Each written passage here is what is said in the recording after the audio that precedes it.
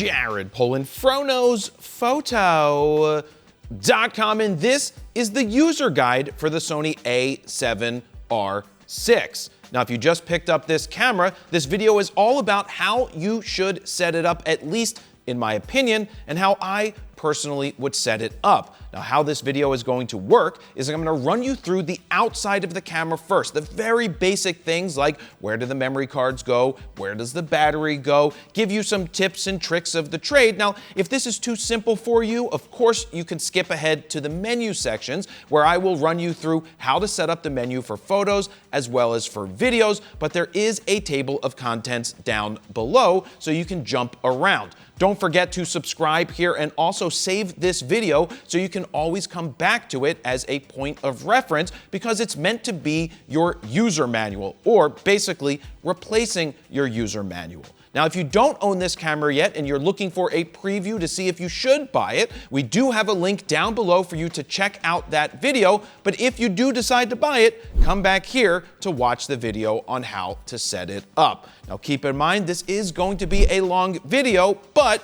we like to make things nice and thorough here, so if you have any questions at any time, you can always go back to this video to hopefully find the answers. So now let's jump into the outside of the body. When you first take the camera out of the box, you will notice it doesn't have a lens on it. I obviously already have a lens on this camera, but I'm gonna give you the tips and tricks for taking the lens on and off so that you don't worry about damaging your camera. It doesn't damage the camera unless you force something, or check this out, this is the image sensor. This is the heart of this camera. If you damage this by touching it, getting it wet, or dropping the camera, or getting anything inside of here, you do run the potential of damaging your sensor and having to send it back. So never touch this, and try not to keep it exposed to the elements at any time. But this is how you put a lens on. You've got this white dot right there on the mount. You also have a white dot on the lens as well. You line up the white dot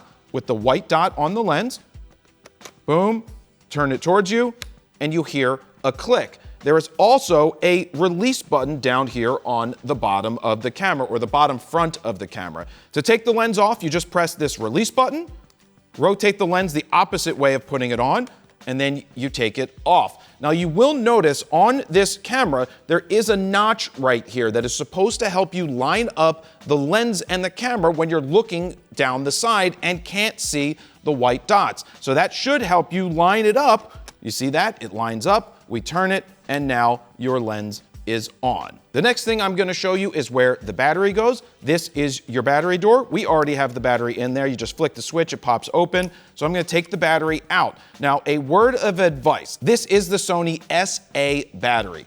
The older Sony cameras take what's called the Z battery. There are a ton of those out there because they've been around for almost 10 years, if not more at this point, but the Z battery will not work in your camera. Make sure you get the brand new SA battery only. To put it back in, you just do this, it moves that notch, press it in, it clicks in, shut the door, and there you go. I always recommend that you get a second battery. It's great to have two in case for some reason you lose one or it's not charged and you need the other one. And also, it comes with a dual charger in the box, so you can charge both batteries at the same time.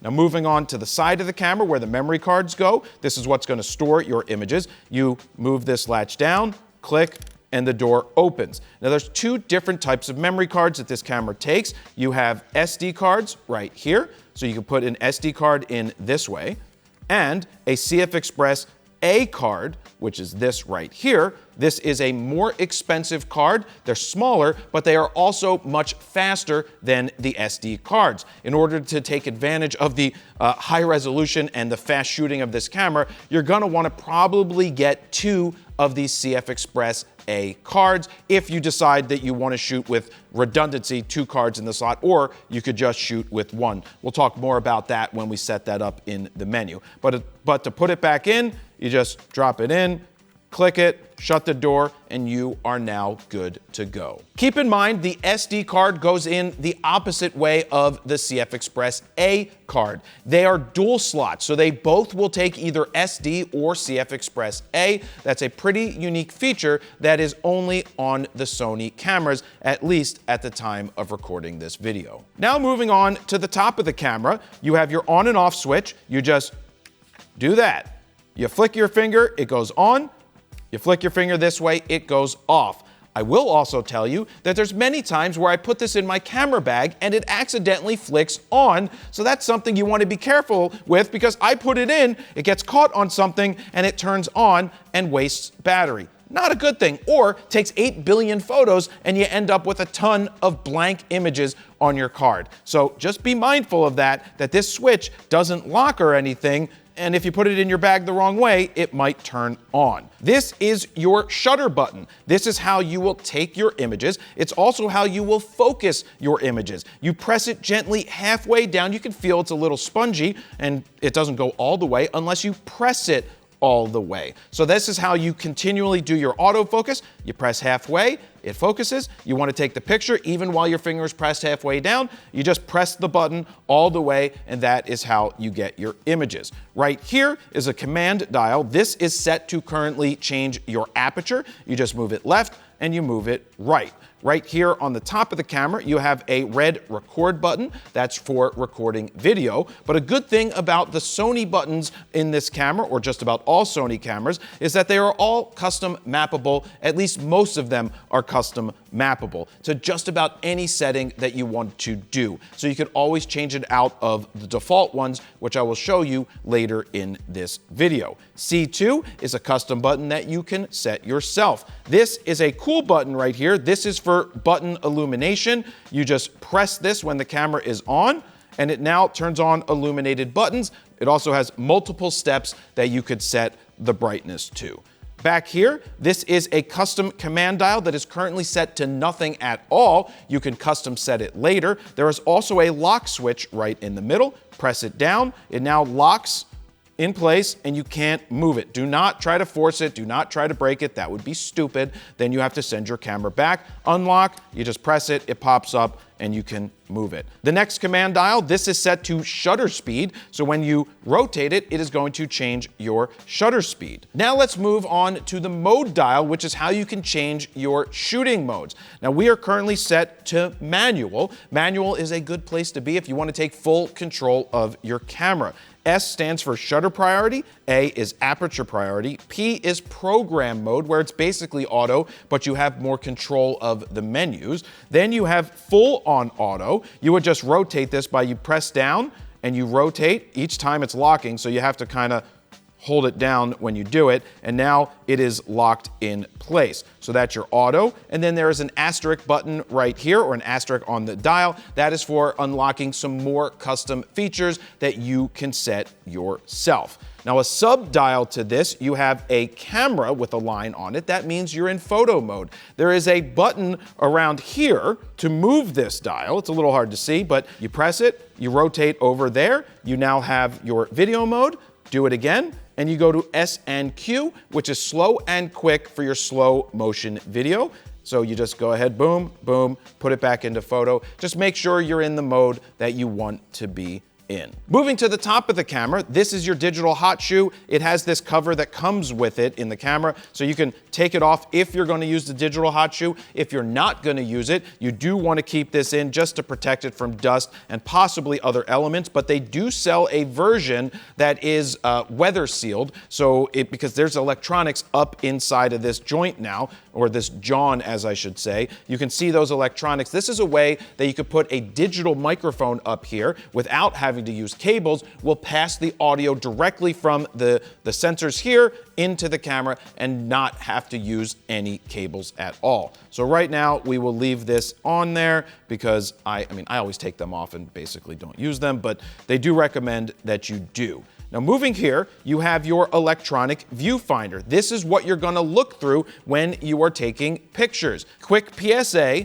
the proper way to take photos, in my opinion, in my fact actually, not even my opinion, is you tuck your elbows, you put the camera up to your eye, and you look through it. That's for general shooting. The electronic viewfinder is much better than using the LCD screen, which a lot of people hold it out in front of them because they've been trained by using cell phones at this point that don't have viewfinders on them. When you have a viewfinder, it keeps it much more stable in your hands as you're creating these 3 points of contact. Tuck the elbows, put it up here, and shoot. Now, with that being said, if you do need to shoot high or shoot low, you can do that by pulling out this screen. We can pull it out like this and hold it down low, and you have a beautiful look at it. If you need to go high, you can flip it back like this and hold it up here and shoot without looking through the electronic viewfinder. But primarily, you want to use the electronic viewfinder. Now, when you first get the camera, you're going to want to set your diopter. The diopter is, even if you don't wear glasses, you still want to see it at its sharpest point. There is this little dial right here. You're going to look through the camera. I recommend you hit menu, which is right here. That way, when you put your eye up to it, you can see the menu, and then you turn this diopter until it looks sharp and perfect in the viewfinder. So now I have that locked in.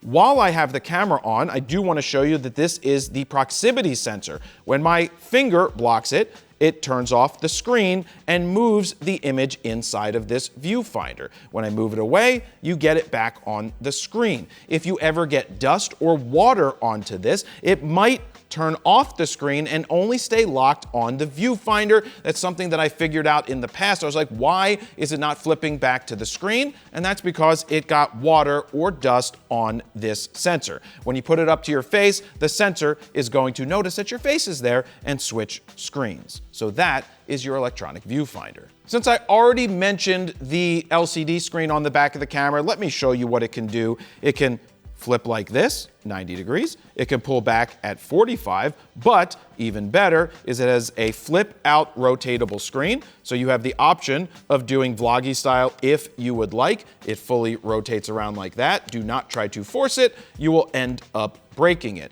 You can leave it closed like this, or when I travel, I keep it closed, or I leave it like this when I am shooting. Now, this is also a touch panel, just like everything else these days. So if I hit menu, you see that I can just touch things on the screen like this, or from the main, I could swipe from the left, swipe it off, swipe from the right, swipe it off, swipe up, and you get all your different menus that do show up when you swipe that. Let's continue with the back of the camera here. We have a button that says AE lock. You can customize this, and I end up changing it later. Same thing with the AF on button. Right now it's set to help you with autofocus, but I turn that off. You will notice that there are some other prints on the back of the camera. This doubles as a magnifying glass, so when you want to punch in on an image, you just go there into the playback menu, we press this button, and it zooms all the way in, and you use the rotation dial to, go in at a smaller step, or press right in the middle to go fully back. You have a C1 button. That's another button that you can custom set. Menu button to get into your menus, a C3 button where you can also set that custom as well. When we get into the menu system, you'll see where they are default set already. And also it doubles as a lock key. So when you find a photo that you like, you just go to the photo, you hit the lock, and it's going to protect that image. This over here is your joystick. You can go through the menu. If you don't want to touch it, you can arrow through things, or if you need to move focusing points, you go ahead and you can move this around. You can also press it in to hit enter. This is a spinny wheel. The spinny wheel can be set to make different changes, whether you want it to be exposure compensation or maybe you want it to be your ISO. You can custom set it. But here you can see that there's also display, because you can press up, you can press down, you can press left, you can press right, you can press B, A, select, start. And you can get 30 men in Contra for 2 people, because you hit select and start. I know that because when I played with my brother, we hit select start. If I was an only child, you wouldn't have select start, because then the other guy would just die. You don't want that to happen. Right below the dial, we have our playback button. So when you want to play back your images, you press that. And next to that is the trash can button, AKA what, Steven? Oscar the Grouch. Oscar the Grouch. You press this and he comes out, he goes, "I'm angry. Why are you throwing trash in my bin?" I don't even remember what Oscar the Grouch says anymore because I haven't watched it in so long. A good recommendation is not deleting photos inside of the camera, just in case you accidentally delete something that you shouldn't have deleted. You could also see it doubles as a C4 button, which, when you press it, you only get 10 seconds. I'm just kidding. It's not a C4 button like that. It is a custom C4 button for setting it for something in the menu. Switching off to the bottom of the camera again, we have your tripod mount. This is where you would mount your tripod, or if you got a custom grip, you would take this door off, which I'm not gonna do right now, but there's a little latch in there, takes the door off. You get the custom grip, the vertical grip. This door will fit right into the grip. You screw it in and you are good to go. You also have to take the battery out if you're going to do that. Moving around to the side of the camera, this is where you have all of your inputs. These doors might be a little hard to open at times, but that's better than them being flappy and just Flappy Birding all the time and getting in the way. So right here behind door number 1, we have 2 USB-C ports. One of them is lockable. So if you need to lock the USB-C port in so it doesn't come out, that's how you do it. Flick this switch or flick it down and it's closed. Another door right here behind door number 2. This is your headphone jack for monitoring your audio. Up here in door number 3, and I don't even know if this is door number 3, it's whichever way you look for it. You can see that it's red, but this is for audio recording. If you don't use the digital hot shoe, you use an external mic that doesn't have that capability, that is where the wire goes. Down here at the bottom, we flip this all open. This is a sync port if you were to shoot flash images. That's how you will trigger the strobe if you were using external flashes that need a sync port at this point.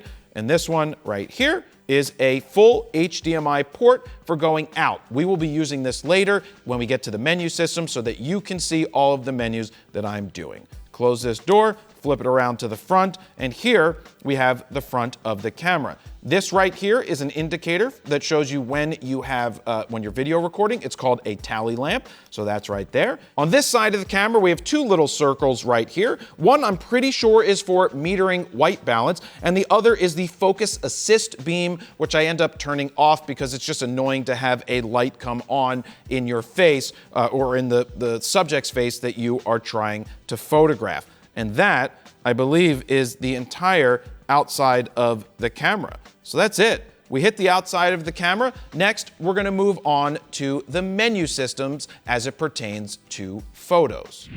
Before we jump into the settings for the menu, I do wanna let you know that I'm using an external recorder here. This way I can show you exactly what I'm doing inside of the camera. You can see all of the menus as I go through the camera right here on the screen, so that's why it's up here right now. So we're gonna go through as many of the menus as possible. We might miss a few things here or there, but I'm trying to hit the top things that are most important while giving you some pointers along the way. So if we miss something, we're sorry. We're trying to hit the things that we personally use the most. Now let's start with the first thing you see up top after you hit menu. That is the My Menu settings. This is where you can add things that you might want to get to quicker that you can't get to normally because you have to dig through multiple menus. I'll show you one example of this. I go over here and hit Add Item. I go Add Item.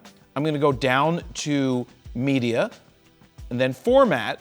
I'm gonna hit the center button to hit OK right here, and then put it into My Menu 1. It looks like you have 6 options for My Menu, so it can run pretty deep. We hit My Menu 1, and we added it, and now you can see that under My Menu 1, we have Format. So you could keep adding more to it, you could sort, you could delete. That's how you do it. You can think of this as your bookmarks menu. There's a few things that I like to put here, like format and battery life, just so I can see the percentage of battery life. Basically, it's things that you need to get to quickly that aren't either mapped to the outside of the camera or that aren't in a menu that you could get to quickly. Moving on, this is called Main. This is the tile menu. There are so many different options here that you can just scroll on through, and then if you find something that you want to change, you would hit the center button or touch your screen. Now, I can't touch the screen right now because I'm plugged into this external recorder, but you can touch this just like MC Hammer. I'm not going to go into drive mode and changing it because we'll do that when we get to that section, but let me hit menu again. You can see that you can quickly get to all of this if you need to, and look at that. In the bottom corner, it says 73% battery life.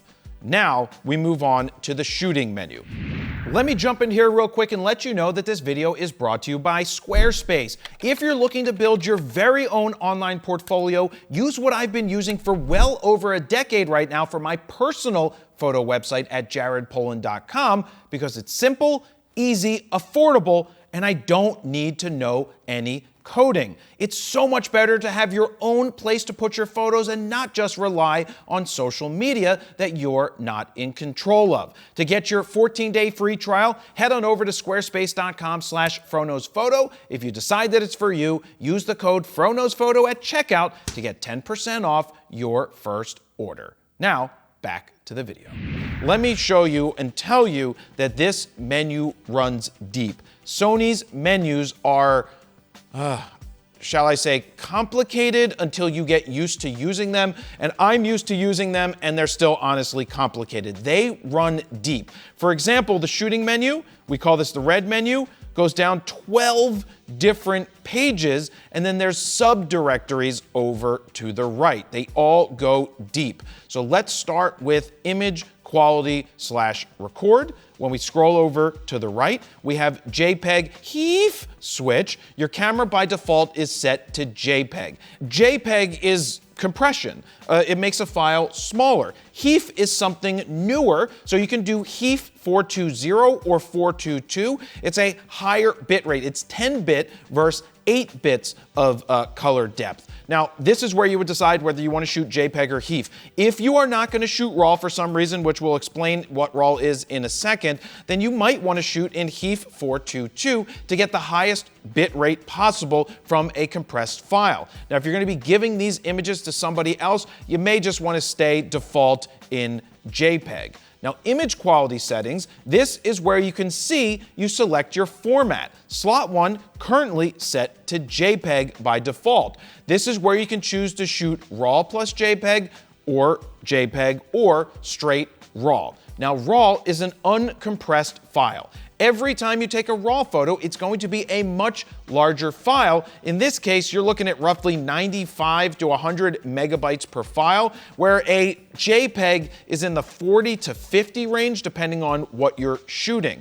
Also, what you have to keep in mind with RAW is that you need to edit those files after the fact in a program like Lightroom, or Lightroom Mobile, or Lightroom Creative Classic, which is what I personally use, or Sony has their own RAW editing software, which is very difficult to use, and I don't recommend using it. If you don't know what you're doing right off the bat, I recommend doing RAW plus JPEG and saving those RAW files for the future when you do actually know what you're doing. This camera is one of the highest resolution 35mm cameras ever for shooting stills. RAW is all of the data. That's why I wear it on my shirt. I let you know that I personally shoot RAW. I want all of the data, but I have to tweak every one of those files. You spent all this money on a camera like this.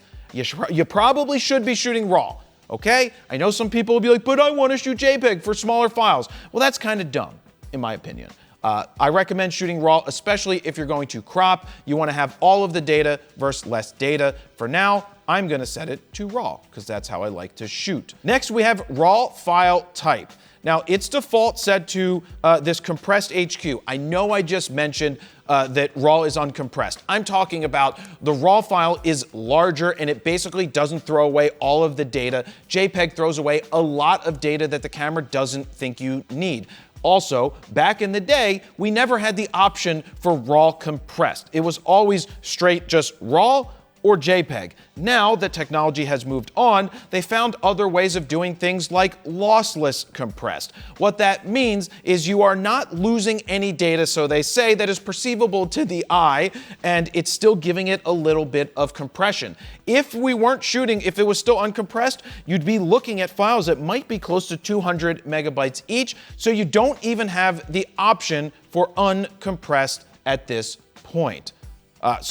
Compress HQ, I don't want to shoot the compressed mode, and I don't want fully compressed. I shoot lossless compressed. I want the highest quality possible that I'm capable of getting. You should also know that this affects how many images you can get onto your card, as well as your buffer. So because RAW files are much larger, you will fill your buffer quicker, meaning you might only get 3-ish or 4 seconds of shooting RAW before the buffer gets filled. Now, that's if you are using the CF Express A cards, because those are much faster. If you're using the SD card slot and shooting these RAW files, you are going to outrun that buffer much quicker. I highly recommend that you invest in the CF Express A cards over SD cards. Now, we personally use ProGrade Digital. They have a bunch of different options on their website at progradedigital.com, I believe is their website, or it's up on the screen right now. That's what we use, whether it's SD, CF Express B, CF Express A, or other file card formats that exist. We recommend that. Now, please, if you do use another card manufacturer, please try to stick to the reputable ones. Don't buy one of those China knockoff brands that you've never heard of. If it's cheap, don't do it. The memory card is the last line of defense for your images. You spent all this money on lenses. You spent all this money on cameras. You spent all this money to travel and go take amazing photos. The last thing you want to do is cheap out and get a crappy card. Stick to the reputable brands. And try not to buy on Amazon because they might be knockoffs. Stick to Allen's Camera, the B&H's of the world, the Adoramas of the world. The more reputable camera stores are going to have authentic cards. I know that was a side note, but it is good that you don't mess something up like this. Now, JPEG right now showing quality is set. I can't change it because I haven't set a RAW plus JPEG. So now that I set RAW plus JPEG, I can go to JPEG quality. You've got extra fine. Like me, I'm extra fine. You got fine, standard, and light. If you are gonna shoot JPEG, do not shoot the crappy lower lights or standards or fine. Extra fine. Yeah, it's gonna be a bigger file, but Jesus, if you're gonna shoot JPEG, shoot the extra fine. JPEG image size. You can dumb this down to 28 megapixels or 17 megapixels, but again, why would you dumb your camera down? There are very few reasons or scenarios where you would dumb it down to the lowest quality possible JPEG, but hey, maybe you have that thing. Maybe you're shooting just like 8 billion people running at you at a running thing and they just want digital files, fine. But if you're gonna crop, you're gonna do any of that stuff, I don't recommend cropping, but if you're going to do it, you wanna stay with the large, which is 66 megapixels, and then we go ahead and we lock that in by hitting OK. Next up, we have aspect ratio. 3:2 is the full frame of the sensor. That's where you're gonna capture the entire sensor. 4:3 is the old TV mode. It's, almost square, but not. 16:9 is a movie style mode, and 1:1 is square like Instagram. I don't recommend shooting in these unless there is a reason why you need to shoot square. Remember, if you shoot JPEG, it is locking this in forever. So if you shoot 1:1 right here and get a square image from your camera and you only shot JPEG, it's always going to be square. But if you do shoot RAW and you're in 1:1 or 16:9 or 4:3, it's going to show you the preview on the camera of being in 1:1 or 16:9 or 4:3. But if you decide you want to find the rest of the data because you shot RAW, you can reset that in the computer and you have the entire RAW image to choose from. I recommend staying in 3:2. Next, we have file format for video. You see the little video emblem right there? Now, you can shoot video in the photo mode. That's why they have this here. We will go through this when we switch this camera to video mode later. It's gonna change the menu system to be the video menu system. But the reason this is here is because, yeah, you can hit this record button or whatever you have set to record to quickly record video when you're doing stills. So you would take stills, you'd be like, oh, I want to shoot video, boom, you hit that, and this is where you have those quick settings. Same thing, movie settings, we'll get to when we get to the movie mode. Next up, we have APS-C/Super 35 shooting. Right now it's set to auto. What this means is if you put an APS-C lens on here, which I don't know why you would do that, that's a crop sensor lens, it will automatically crop down your image to allow you to use that lens. Or if you're using a Super 35 lens for shooting video, it will automatically make that switch as well. This is mostly for the video mode. Next up, we have long exposure noise reduction that is currently set to on. I like to turn this off because I don't want any noise reduction added in the camera. This is something that if I want to do, I can do later. So I go ahead and turn this off. If you're a JPEG shooter, you are going to get noise reduction automatically added, and that's not something that I want for long exposure. So if you're trying to shoot the stars, it's gonna end up mushing things out. I'm not a big fan of long exposure noise reduction. Going down into this menu, we've got high ISO noise reduction. I also turn this off completely. That's why if you go to higher ISOs, I rather see the dots and the grain, and then I can fix things later if I truly want to with my RAW file. Next up, this is grayed out, and the reason it's grayed out is because it says that I have this setting set, RAW and JPEG. You would need to be in HEIF settings to go ahead and do the HDR style photos. I personally never do that, but that is where you can make the change. Color space is set to sRGB. And next up, we have lens compensation. I leave this stuff set to auto, or distortion compensation. I leave this off at this point. This is where they're making digital corrections inside of your camera, depending on what lens you have on.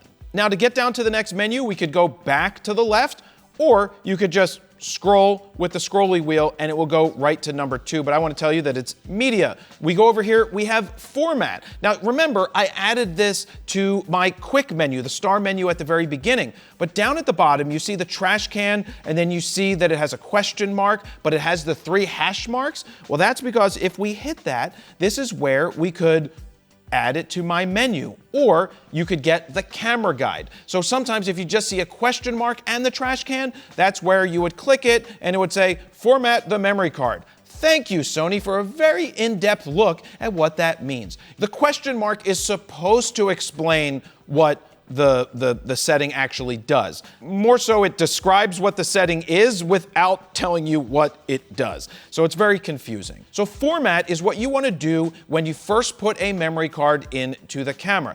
I'm not going to do it right now because it would delete and erase all of the images that I already have taken with this camera from the card. The recommendation is before you format, which is wiping that card clean, you want to make sure that you've backed up and saved your images to a hard drive, your computer, and also an external storage device. Here's a quick fact that most people don't realize. If you have Amazon Prime, you pay for Amazon Prime, it comes with Amazon Photos, at least when we're recording this. They might not be happy that I tell you this, but you have unlimited photo storage. And that's not just for JPEGs, that's also for RAW files, but not for movies or any other format that chews up memory that you have for storage.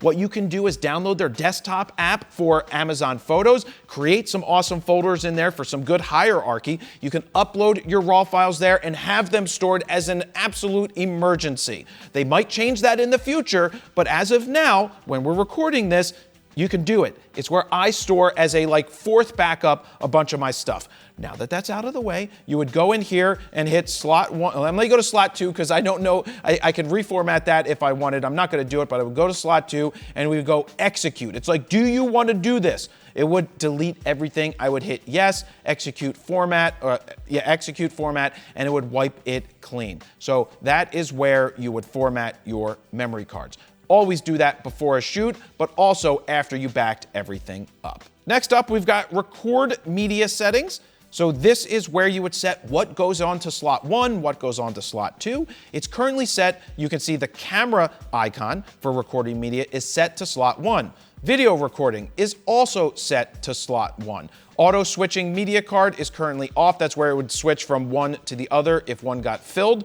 But this is how I personally like to do it. I go to simultaneous recording, and then for video, I also go to simultaneous recording. That means you can now see bottom right-hand corner that card 1 and 2 are getting RAW plus JPEG fine at 66 megapixels and also video. It's going to go to both cards. That's why I shoot with 2 CF Express A cards in there, because if you shoot with a CF Express A to card slot 1 and a CF Express, and an SD card to slot 2, you're going to only get the speed of the slowest card. So remember that. If you want to do SD as a backup, you could do RAW to slot 1, and you could do JPEG to slot 2 if that's something that you wanted to do. You could also change your image quality settings from here, just like you could change your record media settings from the image quality setting button. Moving back, we've got Recover Image Database. I kind of want to see, they don't even have a question mark for this. Let's go. Let's see what the question mark says. In-camera guide. Recover the image database file for movies and enables recording and playback. Cool. Thanks, Sony. We don't really understand what Recover Image Database means. Occasionally, your camera might turn on and it goes, your image database might need to be recovered. Would you like us to do it? You hit yes. The reason I say that it's kind of confusing is we don't see this in other cameras. I don't see it in the Canons and I don't see it in the Nikons, but don't be afraid if it comes on.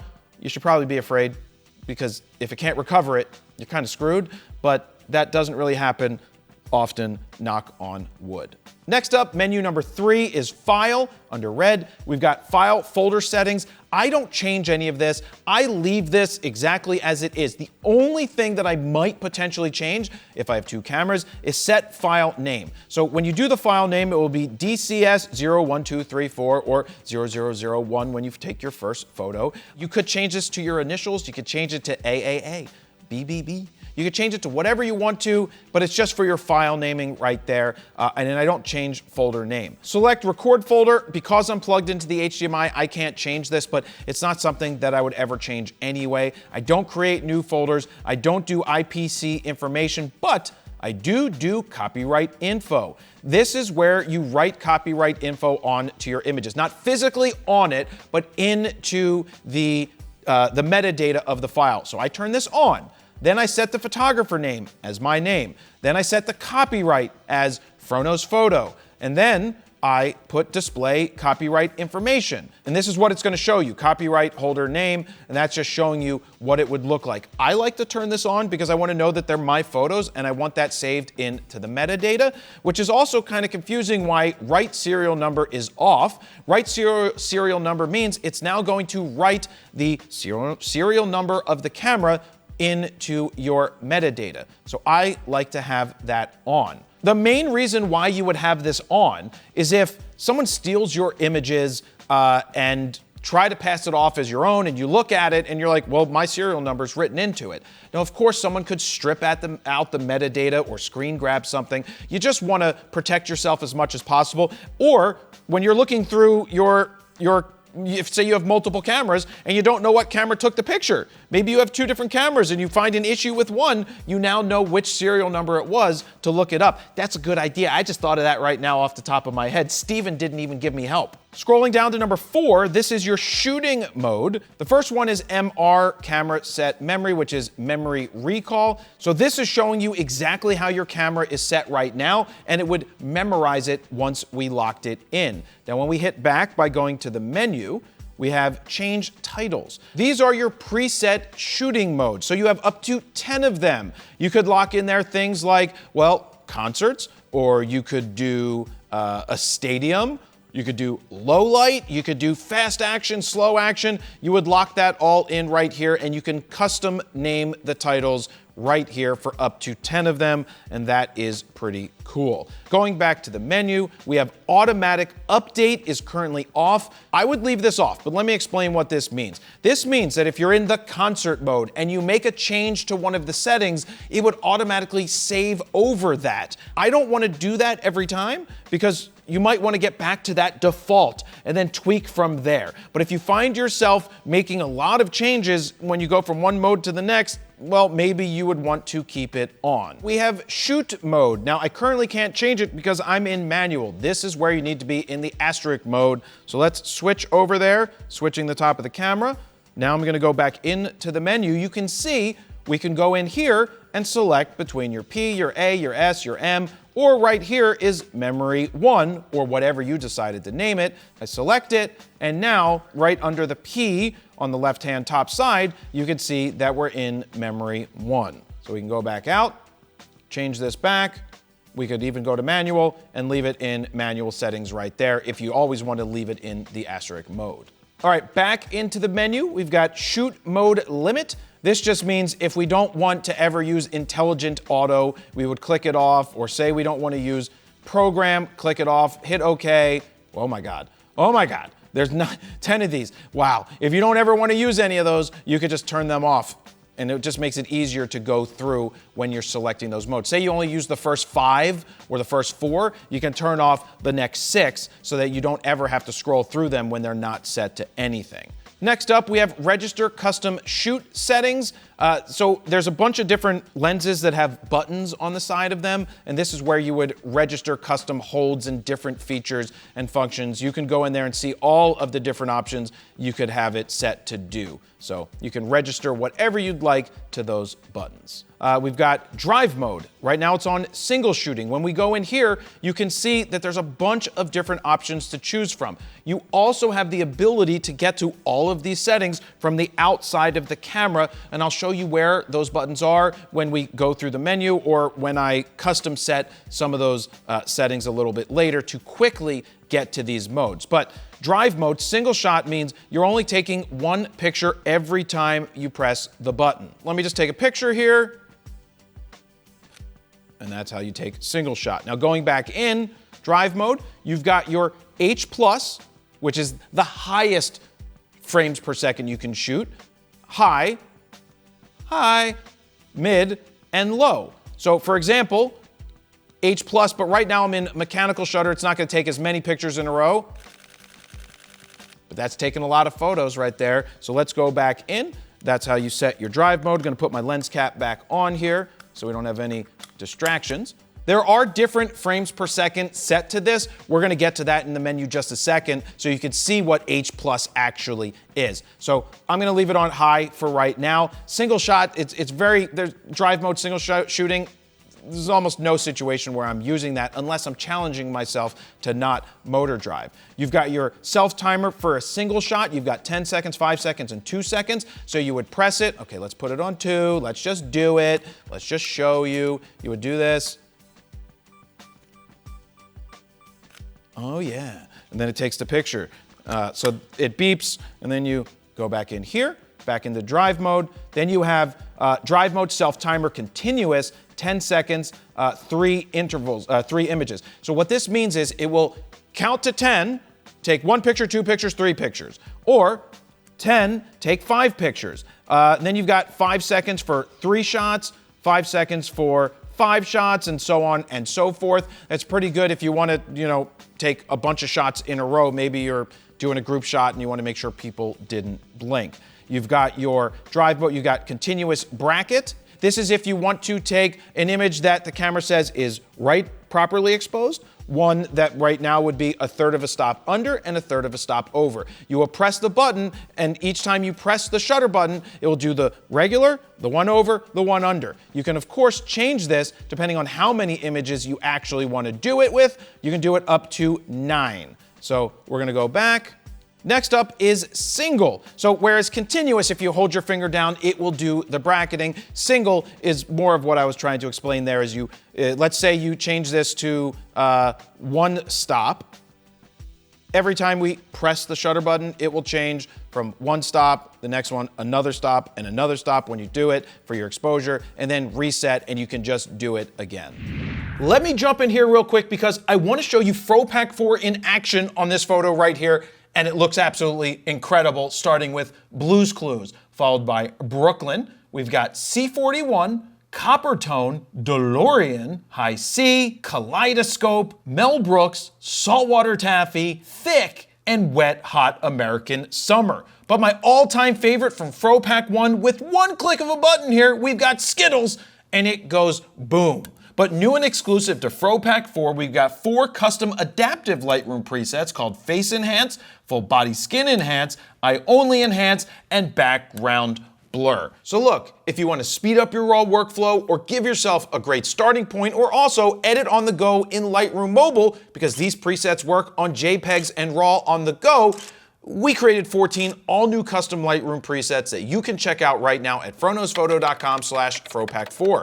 While you're over there, you can play with the sliders to see the befores and the afters, and if you decide to pick them up right now, they are currently on sale. Or, if you want to save even more, you can get the Grand Slam bundle that includes FroPack 1, 2, 3, and 4, and of course, Skittles is included. Now, let's get back to the video. Next up, we've got bracketing for focus. Let's say you want to do focus stacking. What this does is you take a picture and then it shifts the focus ever so slightly. Take another picture, shifts it again. Take another picture, shifts it again. It is really good if you're trying to do something macro and you want everything from the front to the back to be in focus. Now keep in mind, after you get these photos into the computer, you're going to need to use a software to stack those images into one final image. You can set this to, I believe, 299. Now, if you hit the arrow over, you have more settings that you can go into: exposure smoothing, shooting interval, and you also have focus, bracket, saving, destination. So it goes deep if you want to do the focus stacking. Drive mode, white balance bracketing. I don't do white balance bracketing at all. That's something I shoot raw, and the white balance is easy to change. Then next you have dynamic range optimizer bracketing, another thing that I don't touch at all. And then that takes us out of this section. But I do need to make sure that I put it back onto drive mode, shooting high, so that I'm not stuck on bracketing mode later and I'm like, what did I do wrong? And remember, most mistakes are human error. It's not the camera, it's you. Just remember that. Drive mode limiter, same thing. If I don't want single shot to ever show up, I turn it off. It's never gonna show up again. Oh, definitely don't want this, this, or this. So it will never show up in the menu because I'm not using them. Again, this is just showing you an example, and we lock that in. Continuous shooting speed. This is where H+ is set. So this is for electronic shutter. You can set it to 30 images a second. And that's only with electronic shutter. With mechanical shutter, I believe you're getting 10 frames per second. So you can set it to 30, 20, 15, 10, 5, wherever you would like it. I like to leave H+ set to 30. I like my H to be set to 20. Mid is 15 is fine. Low is set to 5 frames per second. That's fine. But then we've got a speed boost option. There is a option in this camera which is called speed boost. Now, it won't go beyond 30 frames per second. Where this comes in handy is I like to stay in H, not H+.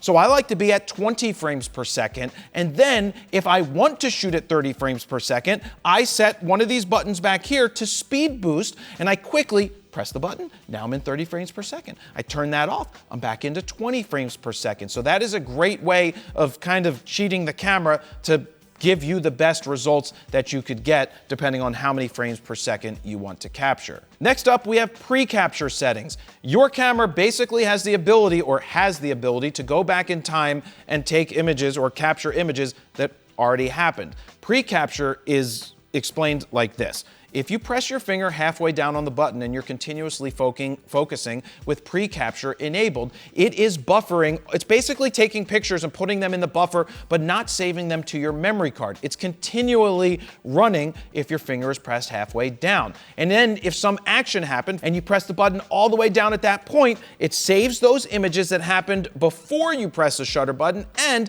continues to take those pictures after you press the shutter button as long as the shutter is pressed. Keep in mind, if you lift your finger at any moment from pre-capture, it's gonna get rid of all of those images that were in the buffer and start buffering them again. Pre-capture is set to a half a second automatically. You could also have it set to up to 1 full second of pre-capture. This is where you want to do it if some sort of action is going to happen and you're not sure when, like if you're going to shoot lightning. Yeah, you would use pre-capture, you see the lightning, you take the damn picture. You can do it up to a second. But keep in mind, if you pre-capture up to a second, that is taking away, that is filling the buffer. So if you want to shoot more images after, you don't have as many images to capture. But for that example I just said of a flash, there's not gonna be like 14 flashes in a row, but it is good to pre-capture for up to a second for that. I generally keep it around a half a second if I'm going to do it, just because that gives me a little bit of time and it's not too short. And next up is pre-capture start trigger. It says both valid. That's because shutter half press is what I was explaining, and the other is the AF assigned button, which is this back button right here that we talked about earlier. It's more of a button that you would have used way back in the day for what's called back button focusing.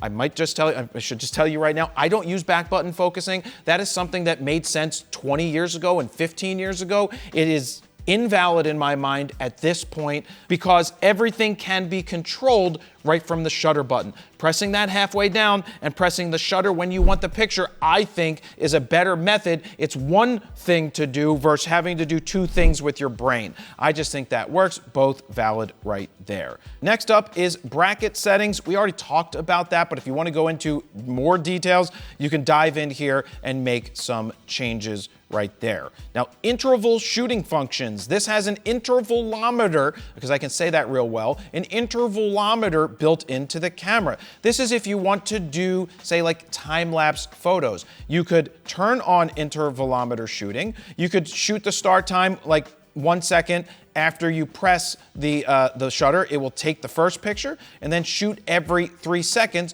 for up to 30 shots if that's how you have it set. But you can set this up to, oh my Jesus, 9,999. Wow.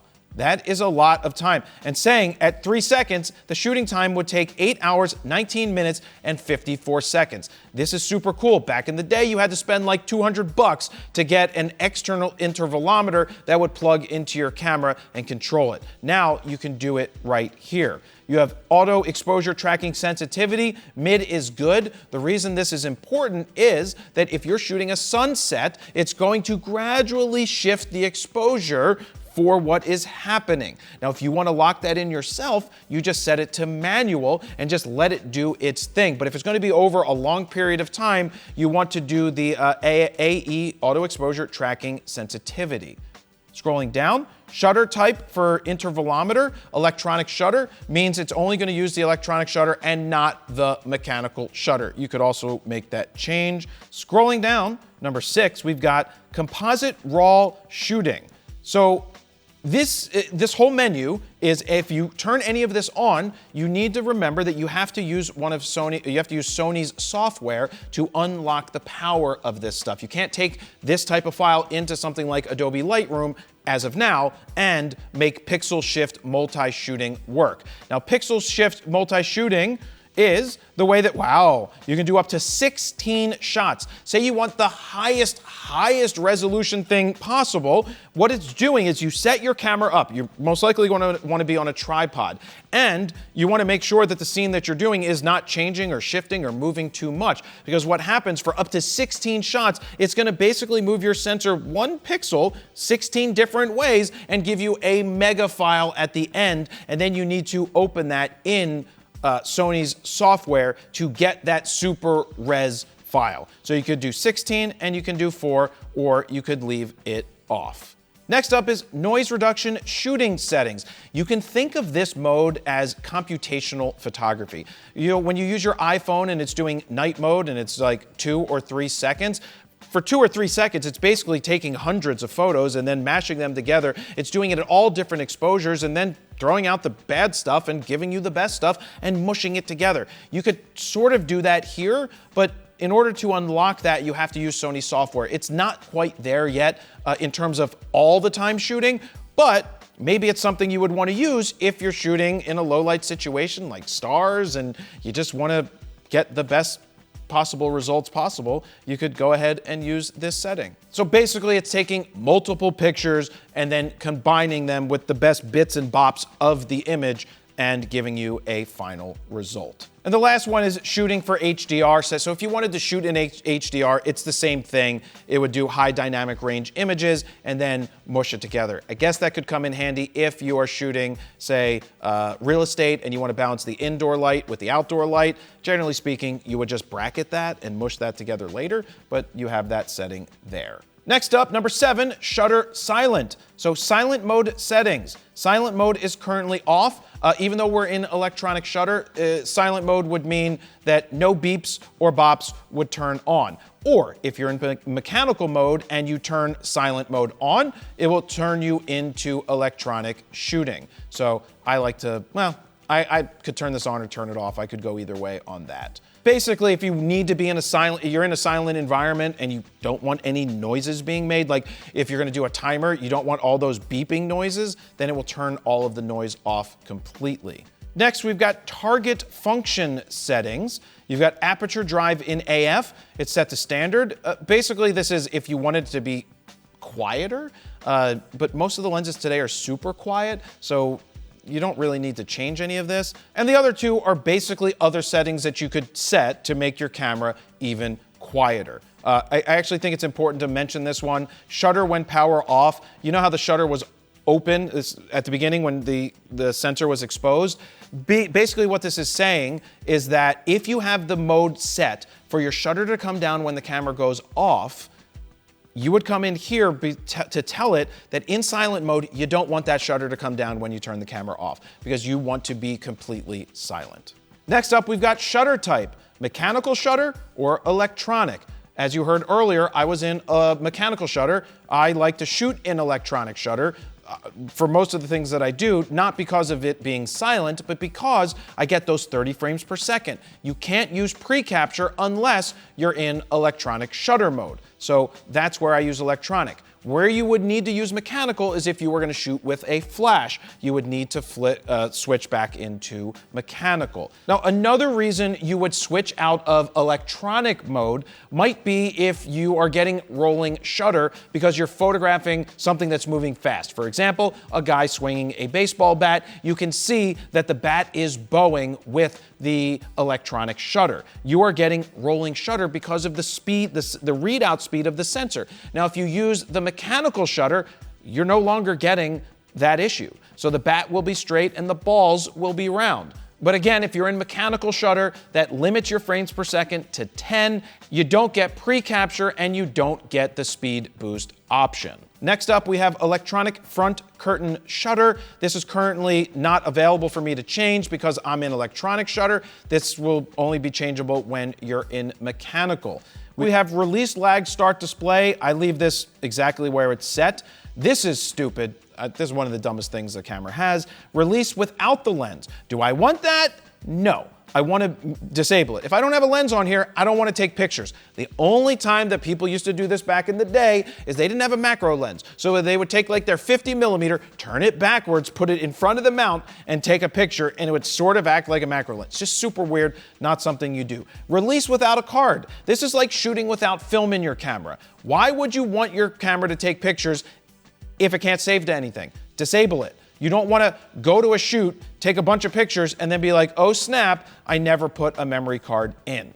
Anti-flicker setting. Because we are in electronic shutter, you can't use the basic anti-flicker setting, but you could change that with mechanical. Basically what it's doing is waiting for the and not the flick to take the picture. It might slow you down a little bit, but where this is really important with the electronic shutter is variable shutter speed. You can turn this on. This comes in handy, say, in a concert situation where there's a bunch of flickering lights, the LED lights, and you want to get a shutter speed like 1/803.75.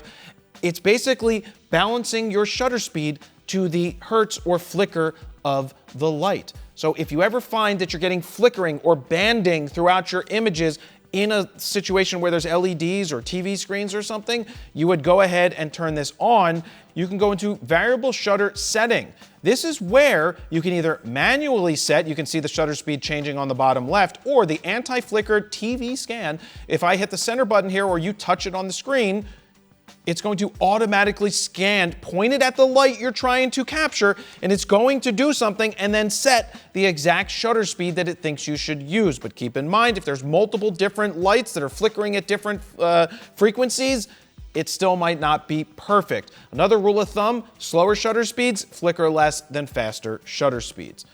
So I'm going to go ahead and turn variable shutter off right now so that I don't have weird shutter settings. Moving on, number 8, we've got steady shot. Steady shot is on, that's your in-body image stabilization. I leave this on all the time. We've got steady shot adjust. I leave this on auto. And then we've got this focal length thing. This is where you would go to set it manually, is if you're using, say, a vintage lens or you have a 50 millimeter and you're like, I want it to be 50. Generally speaking, all the modern lenses, you would just leave it on auto. Next up, we have zoom. I don't touch any of this. Now you can do it for zooming in for photo and for video. So this is where you would set it. I personally don't use that at all. Shooting display. This is where you could turn grid lines on or off. If you need help with rule of thirds, it can show you the rule of third line. Or you could do all of these different options, diagonal and square grid.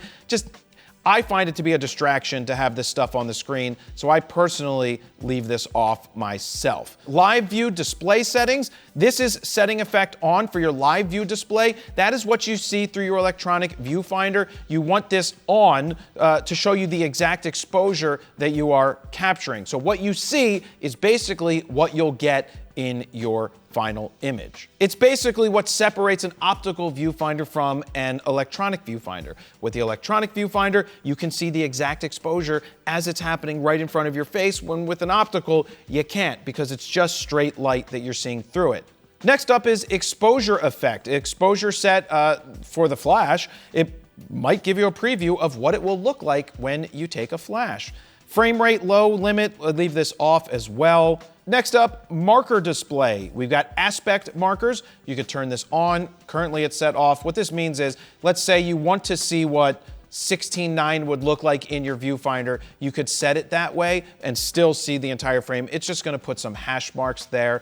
Aspect marker level 12, I don't even know what that is. Yeah, because I'm set currently plugged in, you can't make a change there. And finally, number 12, shooting options. There's only one thing to do here. We go in here, top image. It can put a star for the top image. I don't even know what a top image. Adds a rating to the first image of a series. Okay, that makes sense now. Thank you. The menu actually explains something. So if you're gonna take a burst of images, you wanna see where it started, it will put it on the first image. I mean, that's kind of weird. I don't need that, but I do pre-capture shutter release. This is what I do. I set a rating to 1 star when I have pre-capture on. So when you're pre-capturing and it's just buffering images, it's buffering and it's not saving until you press the shutter.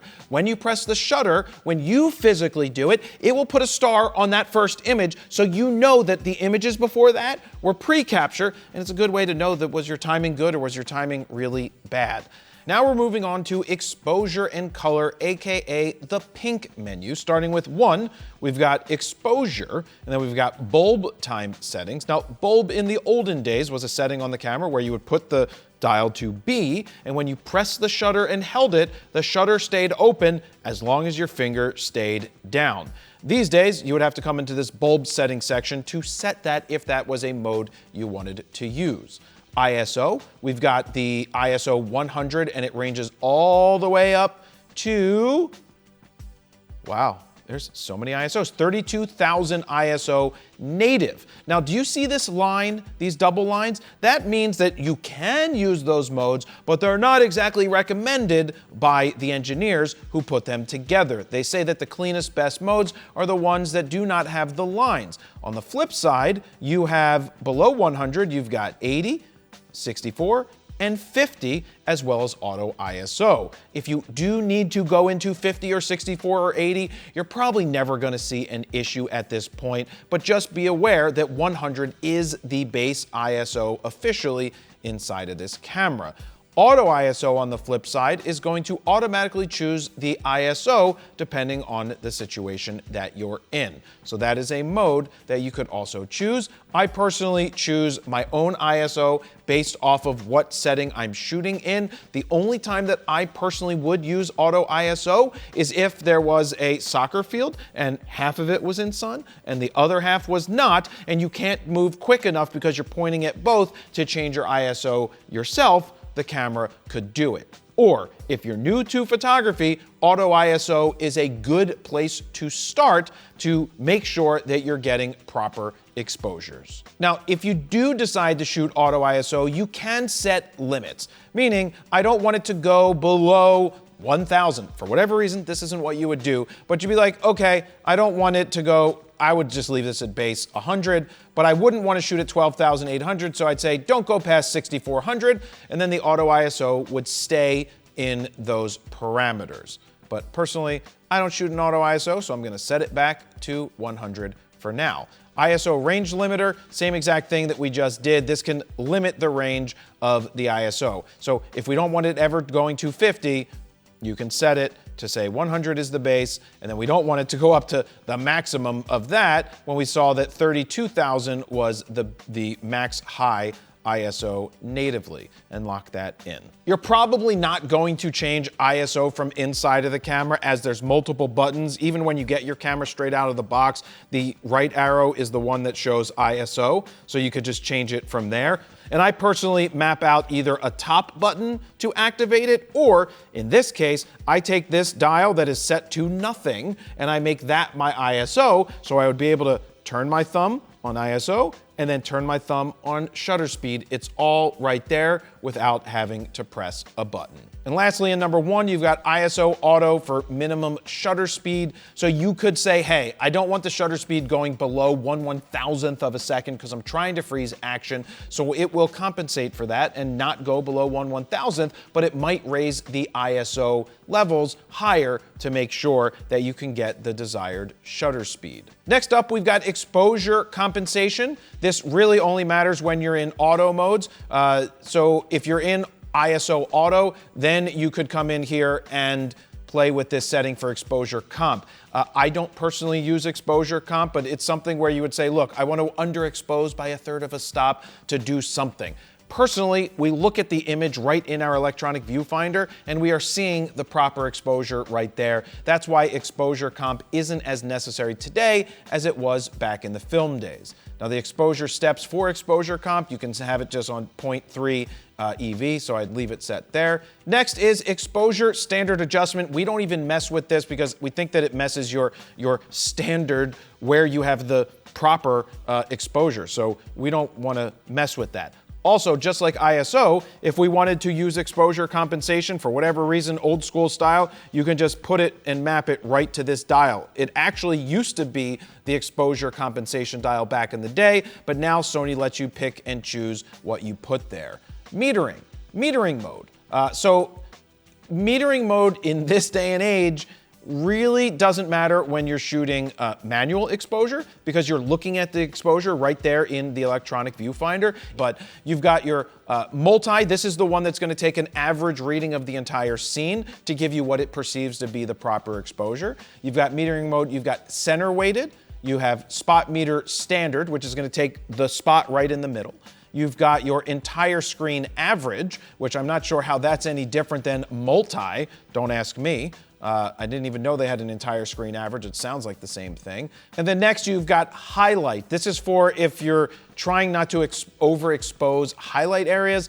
I mean, this stuff is just way too unnecessary in my opinion at this point. So I just lock in right there with multi.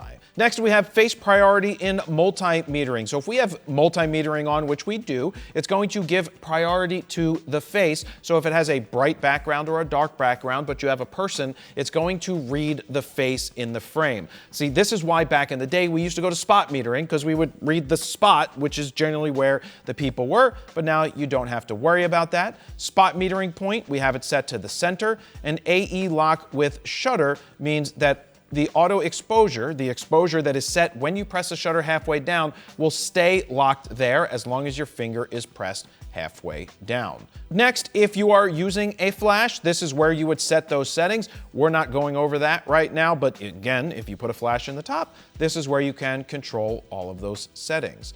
White balance. We've got white balance is set to auto currently, which is where I like to shoot.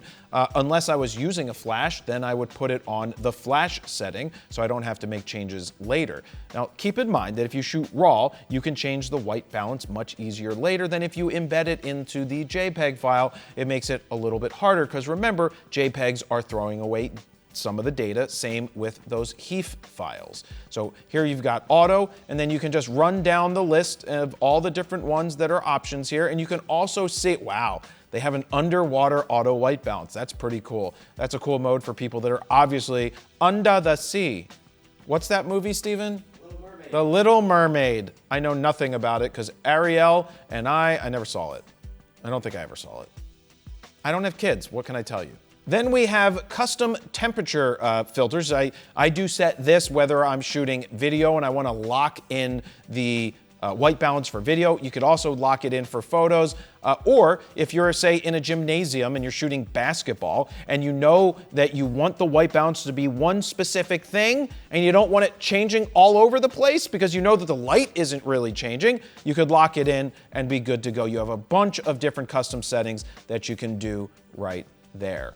Priority set in auto white balance is currently set to standard. Next, you have auto white balance ambience. Now, this is going to take into account the natural lighting and probably skew a little warmer, whereas auto white balance with white priority here is going to focus on turning all the lights that you're looking at, generally try to make them white, where maybe they were meant to be warm whites, they would end up being on the cooler side because it prioritizes the white.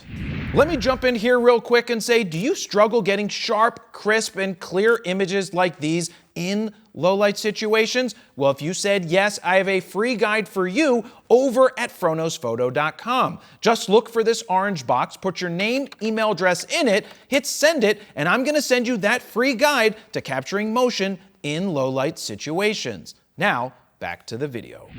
Moving back out, we've got shutter auto white balance lock. This is currently off. This is the same as the auto exposure lock where you press the shutter halfway down, it's gonna lock in the white balance. But if you keep your finger pressed the whole time and you're shooting the whole time and it's changing different scenarios where you're shooting, the white balance might be slightly off, but it really is meant to not have it shift while you're shooting.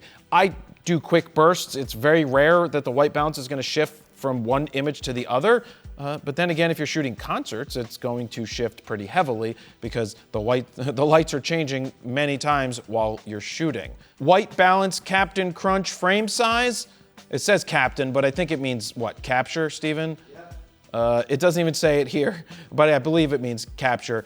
Large. We like to keep this on large. Take a larger swath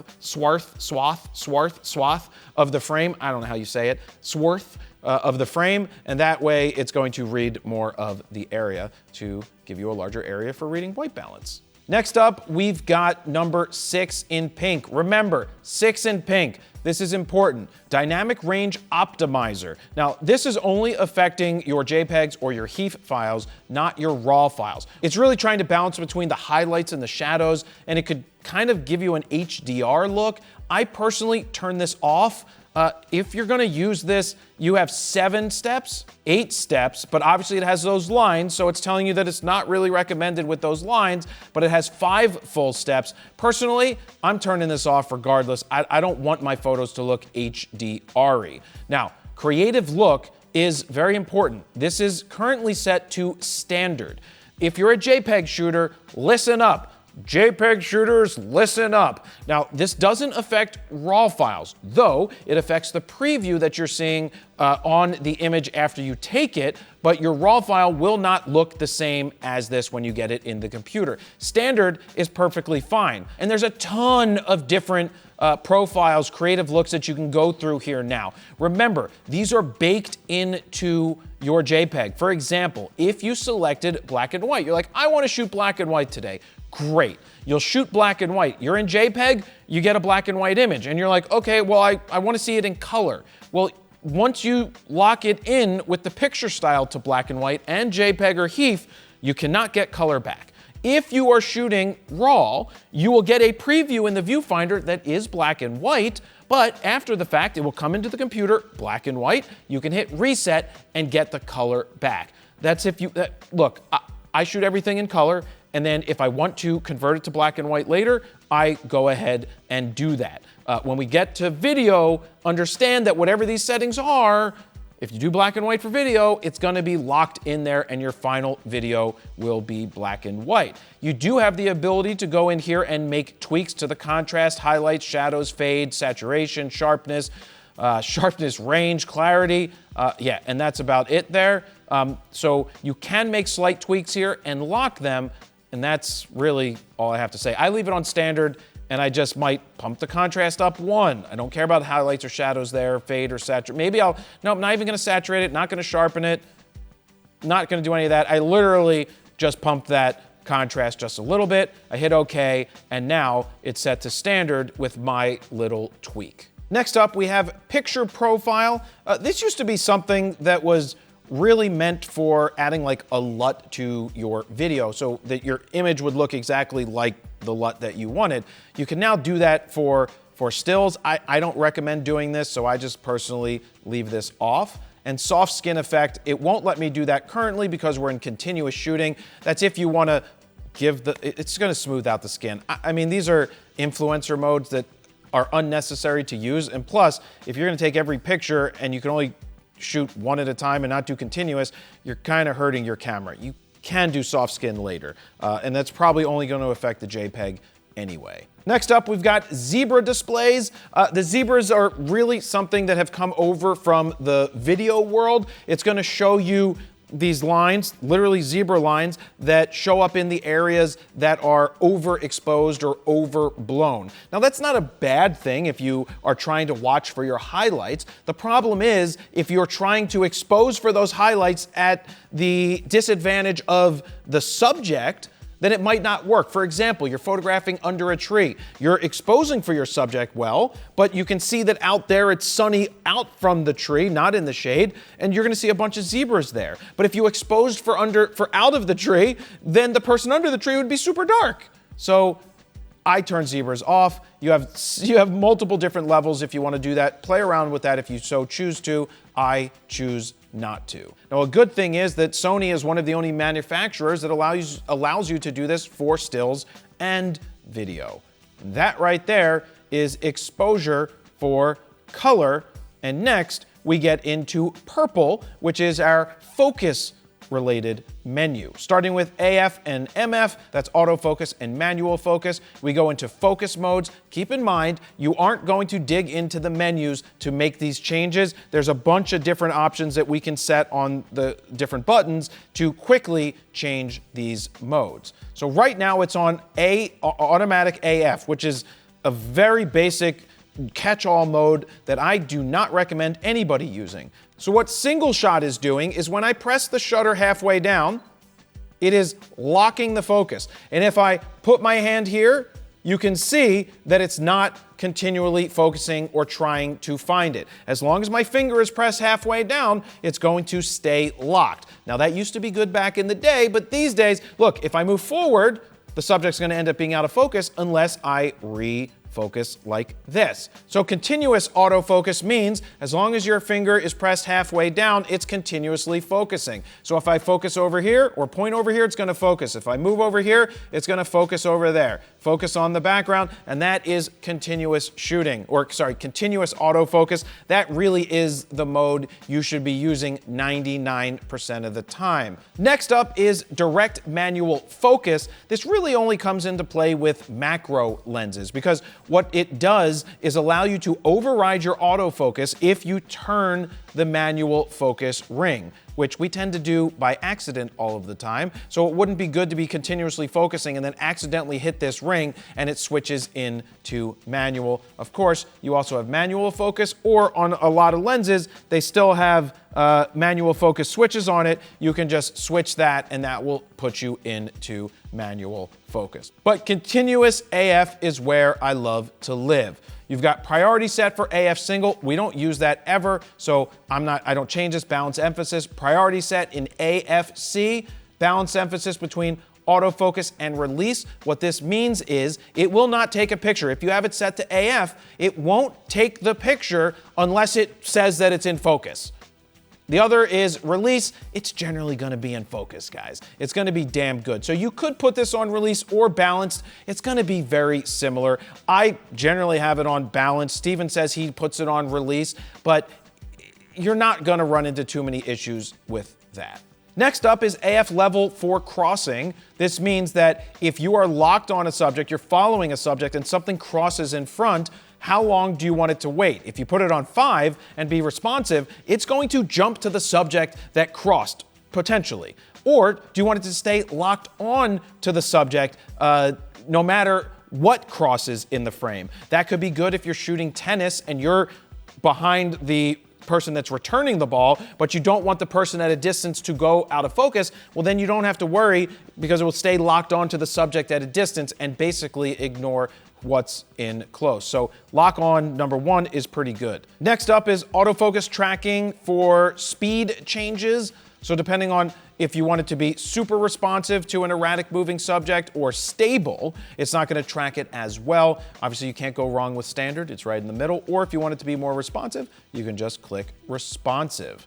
AF Illuminator. I like this off. Like I said, I don't want to be in a lower light situation and have that light in the front of the camera go on with some LED light thinking it's going to help you with autofocus. It's just going to say, oh my God, what is that distraction over there? That light is annoying me. That's why I like to turn that off. Next up, we have aperture drive in AF. It's currently set to standard. Now, if you change it to focus priority, it's going to tell us that the sound of the aperture drive may be audible and the aperture value may not be displayed on the screen. You're not really going to hear this. I mean, I guess it depends on lenses. You could leave it in standard and you'll be perfectly fine. Going down here, we've got preset focus zooms. So this is if you had presets set for your lens. A lot of lenses or the higher end lenses have these custom buttons on the side where you're like, I want it to focus on second base. So when I press that button, it's automatically going to snap back to second base. You can set these right here in this preset focus zoom. Now AF with shutter is on. That means we are using the shutter button to do continuous autofocus or any type of autofocus for that matter. Full-time DMF, let's see what it has to say here because it's kind of confusing. Changes the focus position through focus ring operation during autofocus. So basically, you're doing autofocus and then you're like, hey, I want to override this with the manual ring. You can do it. That's stupid to me, so I personally leave that off. Next up is focus area. Again, another function that is already set to one of the buttons on the back of the camera that you will be able to get to quickly without having to dive into the menu, but we'll explain it here. Here are your different focus areas. You've got wide, you've got focus area zone, center fixed, spot, which you can change a different size for. You've got expanded spot, custom one, and tracking expanded spot, which you can see that you can change it. I use tracking quite often because I think it's one of the best for tracking subjects. Like if you're tracking a subject, I want to be in the tracking wide. I don't know why this isn't set by default, but a lot of times people are set to expanded spot or one of these up here, which it still will track your subjects, but I find that it's better to be in the tracking mode to do that. And then you can just arrow over to select the different size of the box. Or you could custom set your own. Let me hit the trash can, and you can see that it's moving just by changing these dials. So if you were to shoot something where you're like, okay, subjects are going to be going across a frame all the way left to right, and you want to make sure that it tracks and looks just in this box area, then you would make the box look a little something like that. So you have a lot of power inside of this menu. Next up, focus area limit. This means if I never want to use any of these, I just turn them off and they will not show up in the menu again until I turn them back on. Switch vertical and horizontal AF area. This changes the orientation of where the focusing points are, whether you're in vertical or horizontal. Now we've got focus area color. I like to change this to red because I find it's easier to see, especially against a bright sky. Red is going to stand out in the viewfinder. See, now it's red. You can see it right there. Look on your screen. Yep, it's red, not white. Now against a background like this, it's real easy to see the white, but against the sky, it's much harder. Next up is AF area registration. So say you like to shoot the left top of the frame and you want to create a custom setting for that, you would turn this on and then you could set that custom setting. And then if you set it and you want to delete it, you can delete the registered AF area in this mode right here. Then we've got AF area auto clear. I'm not even sure what that means. The AF area can be automatically cleared after focusing with single shot AF. Not very helpful. Really not something we touch anyway, so I am leaving it off. Area display, during tracking. I like to put this on. I like to see while I'm autofocusing where my points are, so I like to put that on. AFC area display, I like to have this on as well so I can always see where the area is. You got phase detection area. I leave this off because then you're not using all of the focusing points that the camera has. Circulation of focus point, that's what this says, does not circulate. I like to put it on circulate. What this is I'm moving over my joystick to the right and it ends up back on the left, or up to the top, it goes to the bottom. Some people don't like this because they don't like it circulating. I don't mind to have it circulating, but we generally don't use these boxes as much as we used to. AF frame move amount, large means it's gonna go faster. See how much, oh Jesus God. Oh God, that's fast. So you can determine, I wish they had 3 steps of this. I wish they had standard and medium and large, because, well, sometimes you want to move it fast, other times you don't. So I'm going to leave it on standard. Next up, we've got subject recognition in AF is on. We absolutely leave this on because we want to recognize the subjects. Now, recognizing target or recognition target, there's so many options here. You could have it auto select. If you're photographing humans, you would want humans on. You've got animal bird, which is going to prioritize that. But if you say you just want animals, you could get animals prioritized over birds. It actually works really well all the way down the line. One thing to keep in mind is if you do track humans and then you switch it to photograph animals or something, and then you try to get humans again, it's going to be not as good as if you had humans on. Now, if you hit right on any of these, there are other options that you can change. For example, birds. Look at all of the different options you can set and tweak, like tracking shift range and tracking persistence level, recognition sensitivity. There is a lot that you can tweak. So if you're a birder, this is a good thing, a good menu for you to go in and find what works for you. But if I'm photographing humans, I have human AF detection on. Recognition, target, select, set. So if I never want to photograph, well, cars, trains, and airplanes or insects, they'll never come up again until I turn it back on. Right, left eye select is currently set to auto. The camera's going to select the closest eye to you and prioritize that for focus. If you have a cat with one eye, then you would, like I have a cat with one eye, it would prioritize his one eye. Okay, fine. It really would just do it. But auto is where I leave it. Subject recognition frame display, I actually like this on, because I want to see what subject it is highlighting. So if it sees a face or it sees an eye, you're gonna see the box go to that area to let you know that, hey, we see a subject. Face memory. So you can take a picture of a bride or a groom. Say it's a bride or a groom. You take a picture of the bride because you want her to be the priority face during the wedding. You take a picture, you put her in number 1. The groom, you put them in number 2. And then, if it doesn't see the bride's face clearly, and then the groom is in the same shot, but it sees that face clearly, it's going to prioritize the clearer face. Does it work? Yeah. Is it a gimmick? Yeah, pretty much, because you have to take a picture of the person, put them in there, and then re-register another time. Register face priority. Well, if you're not using it, you might as well just turn it off because we're not doing face memory, so we put that off. Auto magnification in manual focus is currently on. That means that when you go to manual focus, the lens will come up with a magnified box when you try to manually focus. It's basically helping you fine tune it. I did that when I was testing out the 100 macro with this, the Sony 100 macro. Focus magnifier is just magnifying in a little bit more. Focus magnification time, no limit. So that means it will stay on the screen as long as you are manually focusing. Initial focus magnification is set to 1, or you could go 4.9 times. That's quite a lot of focus right there. And then AF in focus magnification. What does this say? It says, sets whether or not to perform high precision autofocus in focus magnifier.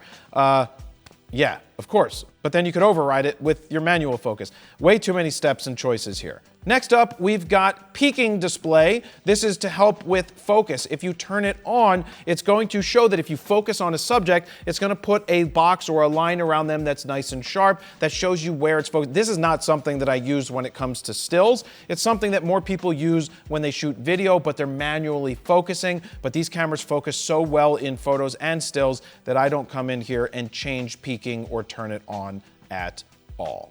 Now, if you like to put vintage lenses on here, then it could come in handy, because then it will highlight around the edges and make it much easier to manual focus. And that takes us through the focusing menu. Next up, we have the playback menu, blue. There's not a lot that we need to change here, but there are some things that would upset you if you didn't change them, so here we go. Playback target, I don't change. Magnification, I don't change. Selection memo, nope. Delete, edit, nope. Playback, number 7. We've got image index, 9 images, that's fine. Display as a group, luckily this is now off. This used to be on. So if you take 30 frames in one burst, it would put the images all in one group. And in order to see all of the images in them, you have to click into it first and then cycle through it. I don't like that because it just slows me down, and I think that Sony finally understands that, and that's why they left this on off. Let me see if I can turn this on and give you a quick example here. Yeah, right here you can see that it's a burst, but in order to go into it, I gotta click the center and then I can go through the photos. And then you click out. So it's clumping all of these shots together. I don't like that because it's not showing me every shot from the burst. I have to then go in and then cycle through. See, that's a pain in the butt. So this is just absolutely something that display as a group is turned off. Now display rotation, check this out. So let me show you the images. That's for obviously horizontal. Let's see if we got a vertical in here somewhere. It might take a minute because I know I have some verticals coming. Oh, there's a vertical. Do you see how it's not filling the entire frame? I don't like this. I don't like that it keeps it in horizontal. So if I go back in and I turn this off and we go back to that image, you see now it covers the entire frame. Yes, you have to rotate your camera vertically, but I want to use all of the real estate of my viewfinder and screen to see it. So that's why I turn that off. I want to make sure that I can see that. Look, there's my verticals, there's my horizontals. Just so much easier to view this way because it's full. I just don't like it the other way, so I put display rotation off. Focus frame display, this shows us where the focusing point is. I like having that on. Aspect marker display, don't touch this. Display time, no. Next we have image jump settings. Because you can take so many photos, you want to jump more than just one image at a time when you're trying to find or cycle through images. So right here for rear dial L, so I'm assuming this is left and this is right, it's saying 1 by 1. I want to jump by 10 images. So now I go here, I hit play. Every time I turn this top left dial, watch, it jumps 10 images. That is much easier when you're shooting 30 frames per second. So you can jump the 10 and then you can turn the back dial and do single images at a time. So, ooh, that's so good. That's a good photo. Look at that photo. Look at that photo. Look how perfect the composition is on that. And let's see, are there any more things to do in this section? No. Let me go back to the playback again. So, of course, you can touch the screen, pinch to zoom, swipe. I can't do that right now that I'm plugged in via HDMI, but let me just show you some of the other options or some of the things showing up on the screen. You can see right in the middle, I'm at 1/2000th of a second at 4.5, ISO 640, and I am shooting in RAW. I was in JPEG fine as well, shooting at 66 megapixels. It gives you all of the info. It's also image 1162 of 1829. So of course I can arrow through, but let's see, I want to check focus. I can press this AF on button, which we talked about earlier, that is sub-mapped to zooming in. It's going to zoom into where the camera was focused. And if I want to zoom back out slowly, I can just turn this back dial. Or if I hit the center button, it brings it all the way out. AF on in, center button brings it all the way out, and then you can go in between. Now, if I want to delete this image, I would hit the trash can and I'd hit delete, but I don't want to delete images on the camera. Thus why I'm not going to delete the image. So you can see we're just scrolling through one at a time, 10 at a time, one at a time, 10 at a time. Also, if you hit up, you get all the different info. You see those blinkies in the background showing us that there is no detail in that background area in the highlights. That's perfectly fine because the subject is what matters. Beautiful. We hit the center button again, or the AF on button. Beautiful. Shows us that it's nice and sharp. And you can keep rotating through. And that's it, guys. That is the playback options that you have. Let me jump in here and say, do you want to show the world that you shoot RAW? Honestly, it's only if you shoot RAW, because JPEG users, this doesn't apply to you unless you do promise to one day shoot RAW. Well, I have a store where I sell I Shoot RAW shirts and other merch. Head on over to store.FroKnowsPhoto.com to check out what is available in the store and let the world know that you shoot RAW by picking up 1 or 27 shirts. Now, back to the video. Next up after playback option is the network menu. Now, we're not going to go through how to set up networking this camera. If this is something that you need to do, there are videos available online that will help you do this, or when you want to connect to Sony's app, you go through these different settings. It's way too complicated for us to try to explain FTP transfers, streaming, Wi-Fi, cloud, Bluetooth, all of this. But if you need to, this is where you get your settings for networking. The next one, the setup menu, which I think should be probably the second menu of the camera, but for some reason it's down here at the bottom in the briefcase mode, yellow. There is a lot to change here, starting with your area and date. Language, yeah, I like to curse. Oh, you're not telling me not to curse. English, area, date, time, settings. This is where you would go and change your area. So if you're in Bogota, Colombia, Medellin, you would set it to Medellin. So we're set to Medellin. We got daylight savings is currently off. Date and time, you can obviously self-explanatory, set your date and time. Date format, we do English, which is month, day, year. If you're someone else in another country, you can do your your day, month, and year. And then you have an example down at the bottom of exactly what you did. NTSC and PAL, generally you don't have to go in here, but if you bought a camera, say from overseas and you're in the United States and it's set to PAL, you would change it to NTSC here or vice versa on the other way around. Reset save settings. Let's reset the entire camera. Said no one ever. We don't want to do that right now because it would delete everything that we already worked to put together in this video, and we'd have to start all over again. Save load settings is very important. After you set up your camera, you want to go ahead and hit save, and what's happening in the save load setting is it's saving all of the settings that you set to this camera to the memory card. Then take said memory card, put it in the computer, take the file for this camera and send it to yourself via email. Subject line, put in there Sony a7R6 and the date, save load settings. So that if you ever have an issue where you reset your camera and you want to get back to where you had it set, you could just search your email. That is super easy and important to do. Or if you have 2 of these cameras and you want to have the same settings on both, you set up one, you save the settings here, you load the settings on the other camera. Operation customization, even though it says operation customize, very important, lots of things to change here. You can see that there's camera, stills camera, and video camera, so you can set independently different buttons for each. So custom key dial settings for photos, we're gonna angle over here. It tells us in the next settings screen, you can check the function assigned to a specific button by pressing that button on the device. That's actually really smart. I'll show you why in a second. So I don't want it to show me that again, but let's say I want to use the AF on button, and in other cameras you have to like dial down to this. All you need to do in this one is press this AF on button and it highlights number 2. So if I don't want AF on this, or actually I like to change this AE lock one to pre-capture, I could go there and I can click in here, and then I would just have to go find under drive mode, we've got pre-capture. So I'm going to activate this button. So what this means, let's take a look at the screen. Pre-capture is now on with the press of the button.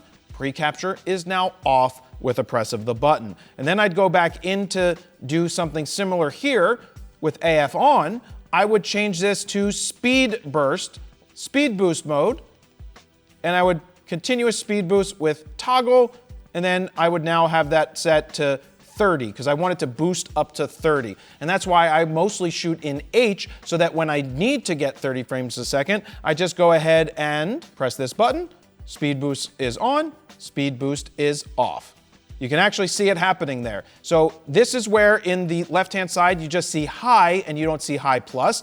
And when I hit it, you see the thing pointing up, those 3 triangles, that's letting us know that 30 frames per second is on. Super intuitive, super easy to make those changes. Sony did a fantastic job there. So you can go ahead and map any other button out that you want. Just find it, click a button, it's gonna highlight it for you, and then you can set it to whatever menu setting you would like. Now, I almost forgot, there is a dial that I want to change because I mentioned it earlier. That was this dial right here. The dial that says exposure compensation. I want this to be ISO. So I go to exposure, dial over, and ISO. So now, when I go back here and I turn this top dial, you see in the bottom right-hand corner, ISO is moving. So now I've got ISO, I've got shutter speed, and on the front, I have my aperture.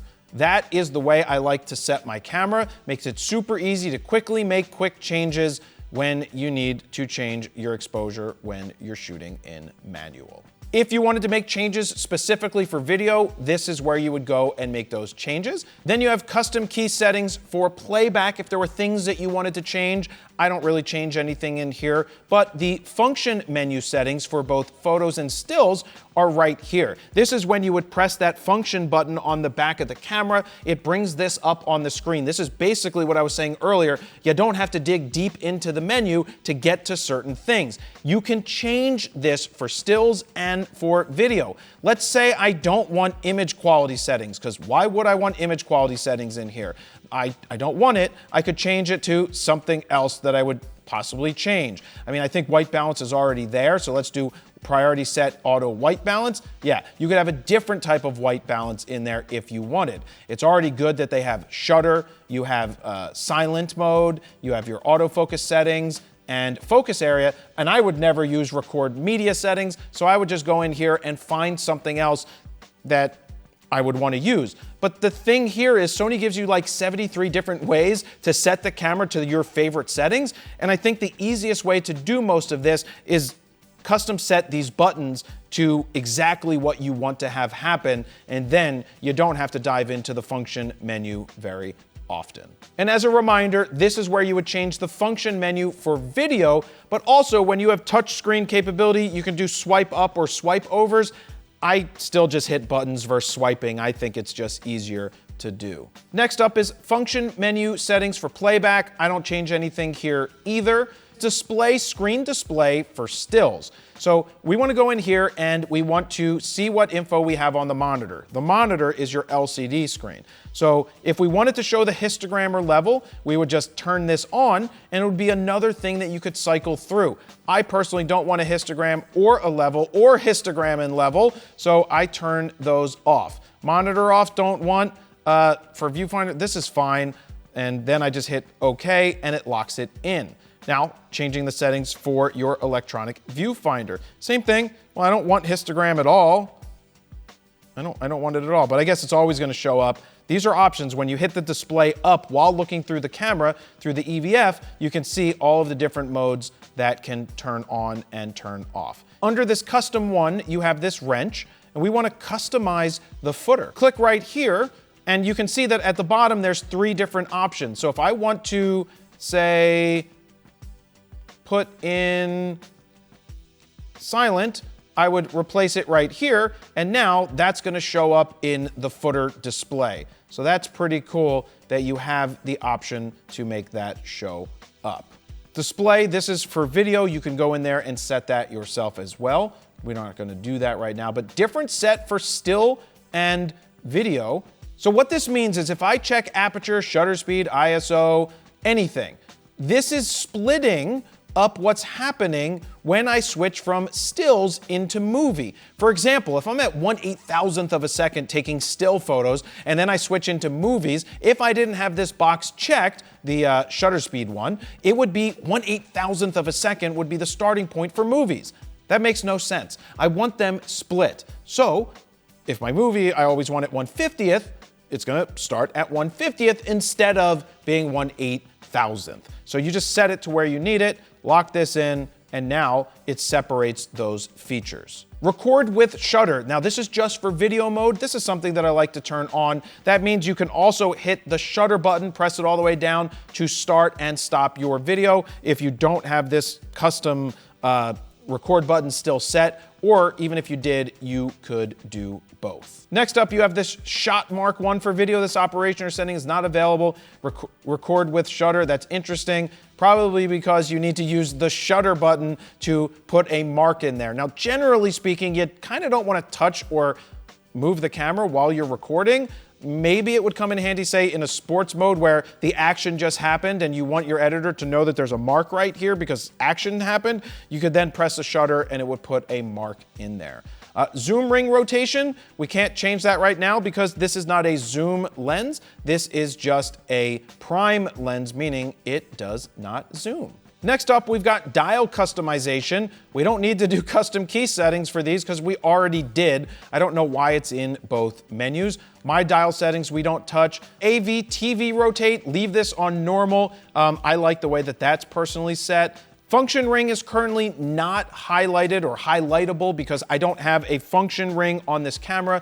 For example, the 100 to 400 4.5, which is a great zoom lens, we have a review down below that has a function ring. And so you could set it to a couple different things. The way that I had it set when testing out this camera was the ability to crop into APS-C mode by just moving that ring. And this is where you would set that. And lock operation parts, yeah, I never lock anything. I mean, you could lock the wheel, you could lock the dial, the multi-selector only. Yeah, I don't lock anything, so I go right past there. Touch operations, we have on, that means that the touch panel is functioning. Next up, we've got touch panel / pad settings, touch panel settings, touch pad settings. All of this is really stuff that we don't do or go in and change because we have a joystick that lets us make those changes. Next up, you have your accessibility settings. I'm not going to go into this, but if you have trouble seeing or hearing or something, this is where you would go to maybe enlarge the screen, the font, and all those things if you have trouble seeing. Finder / monitor. So if you're in here, I have it set to auto. You saw how the proximity sensor worked. If my eye went up to the camera, it switches to the electronic viewfinder. When it comes away, it goes to the monitor. If you select viewfinder manual, that means it's only going to use the viewfinder and turn off the display altogether.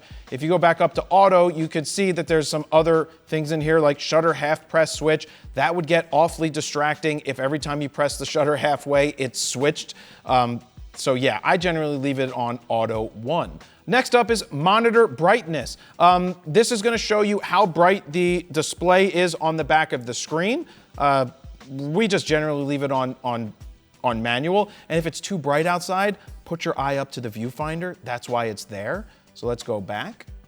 Then you've got viewfinder brightness. We can't change this right now because I'm plugged in through HDMI, but I will tell you to leave the viewfinder brightness on auto. Leave it exactly where it needs to be, because if you start making the viewfinder too bright and you are using manual exposure and you're trying to balance the exposure based off of what you see in the EVF, it's going to be wrong.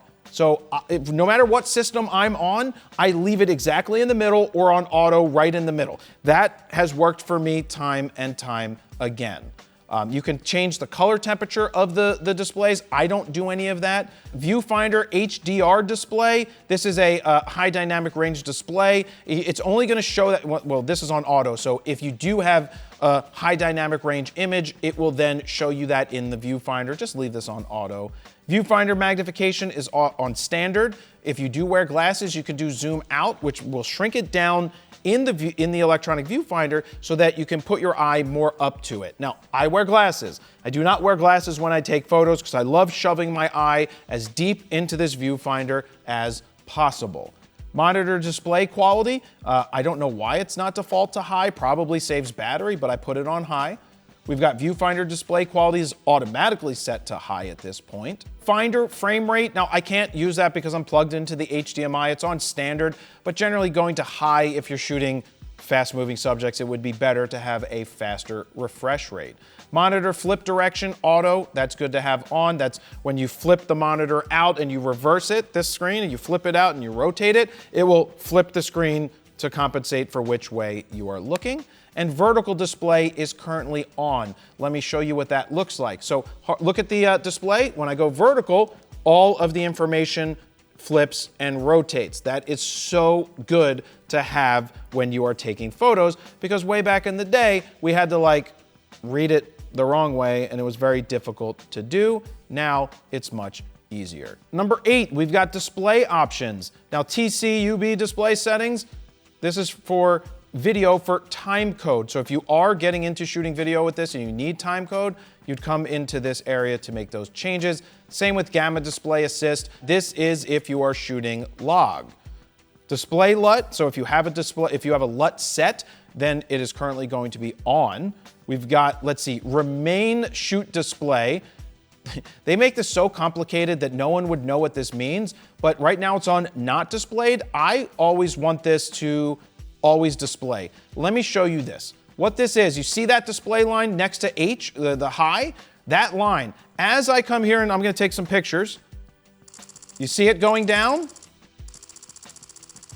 That's showing that the buffer's getting filled and now it's full. And then it's showing you how many photos you have left and it's building it back. Remember I said I have an SD card in here and a CF Express A card, and you're only as fast as your slowest card? Look how slow it is to put these 50-some images into to clear it from the buffer to the cards. It's just so much slower. So you're only as good as your slowest card. The other option you could have is you could have shoot only display. So when you're shooting and you press it halfway down in case you don't want the distraction. So you could have it on all the time so you see it, but it really only matters when you are actually shooting and you can see that it's there. I mean, I don't mind having it on all the time because then I take my finger off the button and I can see when the buffer is cleared. So I'm gonna go back to always display. Auto review means when you take a picture, the picture would automatically show up after you take it. Absolutely leave this off because that's distracting, so leave it off, don't turn it on. Moving to power setting options. Battery information. I thought that this camera now showed us how much life was left in a battery in terms of, power. It doesn't, but actually it does show it to you when you look on the screen because top right-hand corner, it's 67%. I don't know why in this section it doesn't show you that.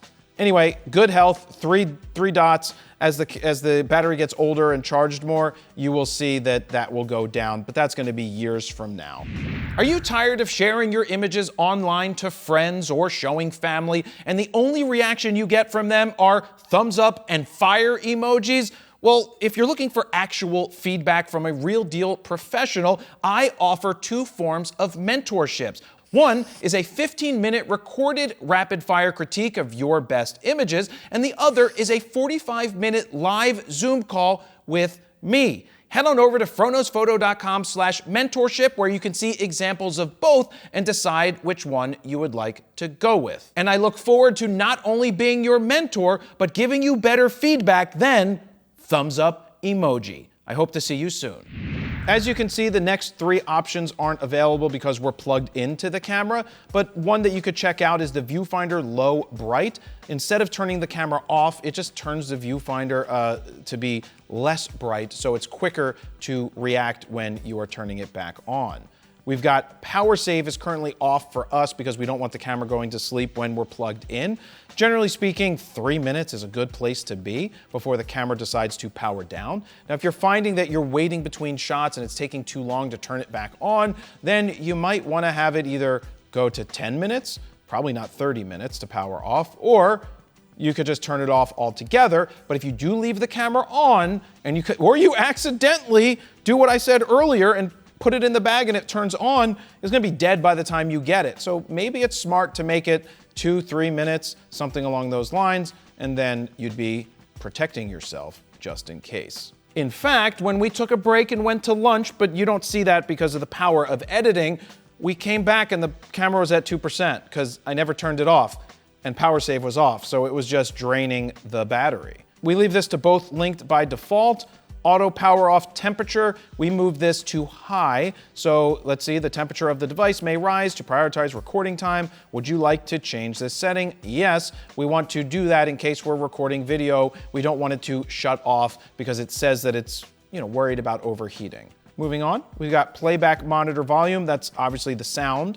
4-channel audio monitoring is something new here. You could see all the different settings that you could set it to. So that's if you had in-camera monitor or in-camera audio and external going at the same time. You could do up to 4 channels of monitoring. The rest we keep on default as well. USB connection mode, port 1. Let's see, select when connected. It shows you that port 1 is 10 gigabits versus 480 megabits per second. So you can see that port 1 is a faster USB-C port than port 2. This is now asking you what mode you want the ports to be in. Generally, we leave it select when connected, but if you want to force it into USB streaming or mass storage device or MTP or any of these, you can go ahead and do that right there. And down here, USB power supply we leave on auto, especially when you want to charge the camera. It's great that you can just plug in the USB-C and charge when you're going. It's also nice that there's 2 here, so you can charge with one and do something else with the other. Moving down to external output, HDMI resolution. This is if you were to use an external recorder, you would want to dive into these settings.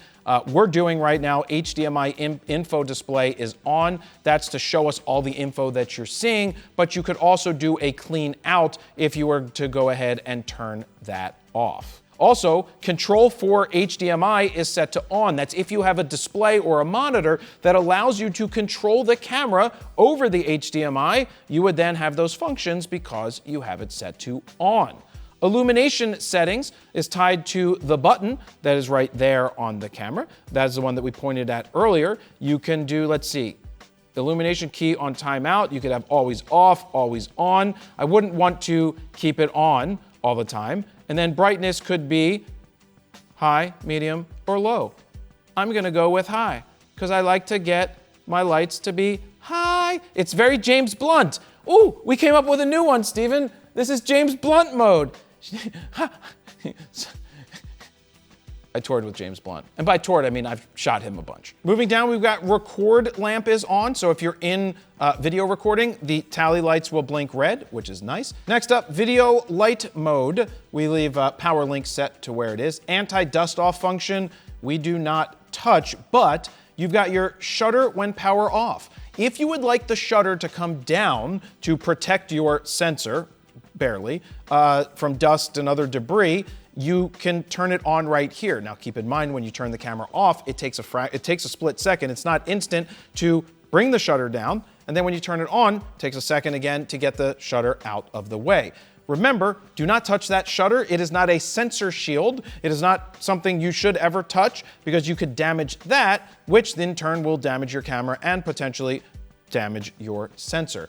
I personally leave this off to just be able to go much faster when turning the camera on and off. Now, if you find that you have dust or debris on your sensor, don't try to blow it off with your mouth. Don't be like, that'd be stupid because you'd get your sensor, with some spit on it. This is where you would go. You would activate this and then it would shake, hold your camera down like this, sensor, it's gonna shake it and hopefully knock dust off. If it doesn't come off, then you could send it in to get cleaning or take it to somebody who knows how to clean a sensor. And generally speaking, the dust only shows up if you're shooting at higher apertures like 11, 16, 22. If you're shooting wide open at 1.2, 1.4, 1.8, f2 or 2.8, or even f4, you probably won't see dust show up.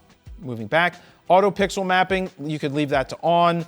Pixel mapping we don't touch, and version just shows us what version firmware we're on for the body and the lens, and when there is firmware updates that do become available for either, you would come in here and you would do your software update from here. 2 more things here. We've got display serial number. This is literally just going to show us the serial number of the camera. And then privacy notice is just whatever stuff the government makes you have. And that takes us all the way through the menu as it pertains to stills. Now we're gonna switch out of photo mode into video mode to show you all of the menu settings that pertain to video. Now, before you think that this is gonna be as long as the photo section, it's not, because a lot of the things that were in the photo section also correspond with things in the video section. So we're not gonna go over them again if it would be something that we would be repeating. But there's a lot of stuff that we need to talk about that is super important to know if you're gonna use this camera to shoot video. So now, under menu, of course, we have my menu, which we already talked about. You've got your tile menu. This time it's slightly different for video. There's less options there than there were for photos, but we really want to jump right into the shooting menu section, red, number 1, where we've got image quality,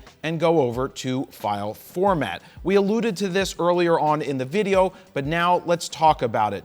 This camera is really meant to be shot in either 4K Super 35 mode, which is cropping down the sensor ever so slightly to give you better quality, or shoot in 8K, although it's technically not full frame, it does have a slight 1.2x crop. So those are the two modes that we recommend you shoot in for the best quality. So in this menu, you're selecting your file format and resolution. Now, depending on what you select here will affect the next menu, which is movie settings. So in order to unlock certain movie settings, you have to be in certain file format settings. It's a thing, and the camera will let you know if you're in the wrong mode. So right now, being in the 4K highest resolution, we go in here, we have options between 24p, 30p, and 60p when it comes to your frame rate. And your recording settings, you would generally want to be in the highest bit rate, 422 10-bit, in order to get the highest quality of video. So this camera does offer you 120 frames per second, but you would go in here and you'd be like, wait a second, where is 120? Well, under this setting that we are currently set on, right here in file format, you don't have that option. So we're gonna go ahead and click on the HS4K and then come back here to movie settings, go to record frame rate, and now you can see you have 60, 24p, and 120. So you just need to play around a little bit to get the frame rate that you're looking for. And notice that it says 420 10-bit. We go in here and you can change it to the highest bit rate to give you the best quality possible. One more thing to mention here is you do not see 30p in this format. They do offer you 30p, you just have to switch out to a different mode, and most of the other modes do offer 30p. For some reason, Sony doesn't offer that in their H.265 format.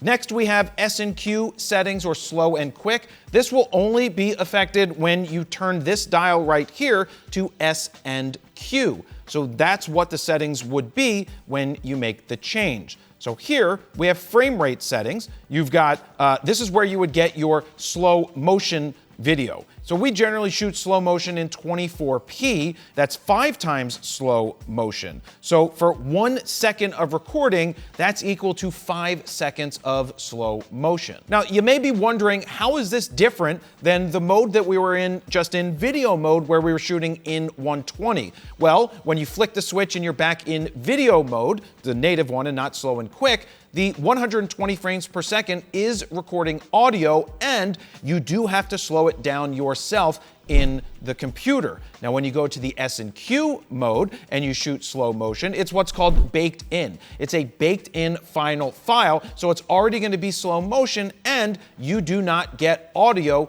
in that mode. One thing you might want to do here, and I highly recommend you do it, is when you go to record settings, you go to the highest 422 10-bit as possible to get the best possible video quality out of this camera when you're doing the slow motion. Next up is time-lapse settings, and this is very similar to the intervalometer for when you're shooting stills, but this time it's for video. For example, if you shoot 60p and you're doing 1 frame a second, you'll need to shoot for 5 minutes just to get a 5-second time lapse. Of course, if you want to change your interval time, you can do 2 seconds, 3 seconds, 4 seconds, 5 seconds, up to 5 seconds. 1 second, 5 seconds, so you can go anywhere in between. And obviously, as you change this, it's going to change the amount of time. So if it's every 5 seconds, you're looking at 25 minutes of recording to give you 5 seconds of time lapse. Moving out of here, of course, same thing, set your record settings to the highest, always the highest quality as we've talked about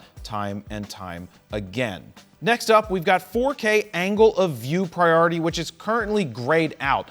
We feel that this is something that Sony should have on by default. And the thing is, if you want to shoot full frame 120, the only way to do that, or the only way to get 4K angle of view priority on, is you have to go to movie settings, go back to 120, come back out here, and now you can turn it on to give you that full readout. So now if you don't have it on, it crops in 10%, and it also turns on the noise reduction, which leads to less quality video. Continuing on, we've got log shooting settings. This is if you want to enable S-Log 3.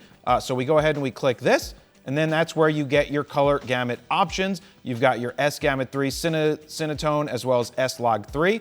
This is the setting that we use when we are shooting in S-Log. Proxy settings. Now, this camera doesn't do RAW internally, which is where you would generally do proxies, so you don't really need to use proxies in this camera. Your APS-C Super 35 shooting is set to auto. Now, if you want to force it to give you the best quality 4K possible, you're gonna go ahead and turn that on to get the Super 35 recording.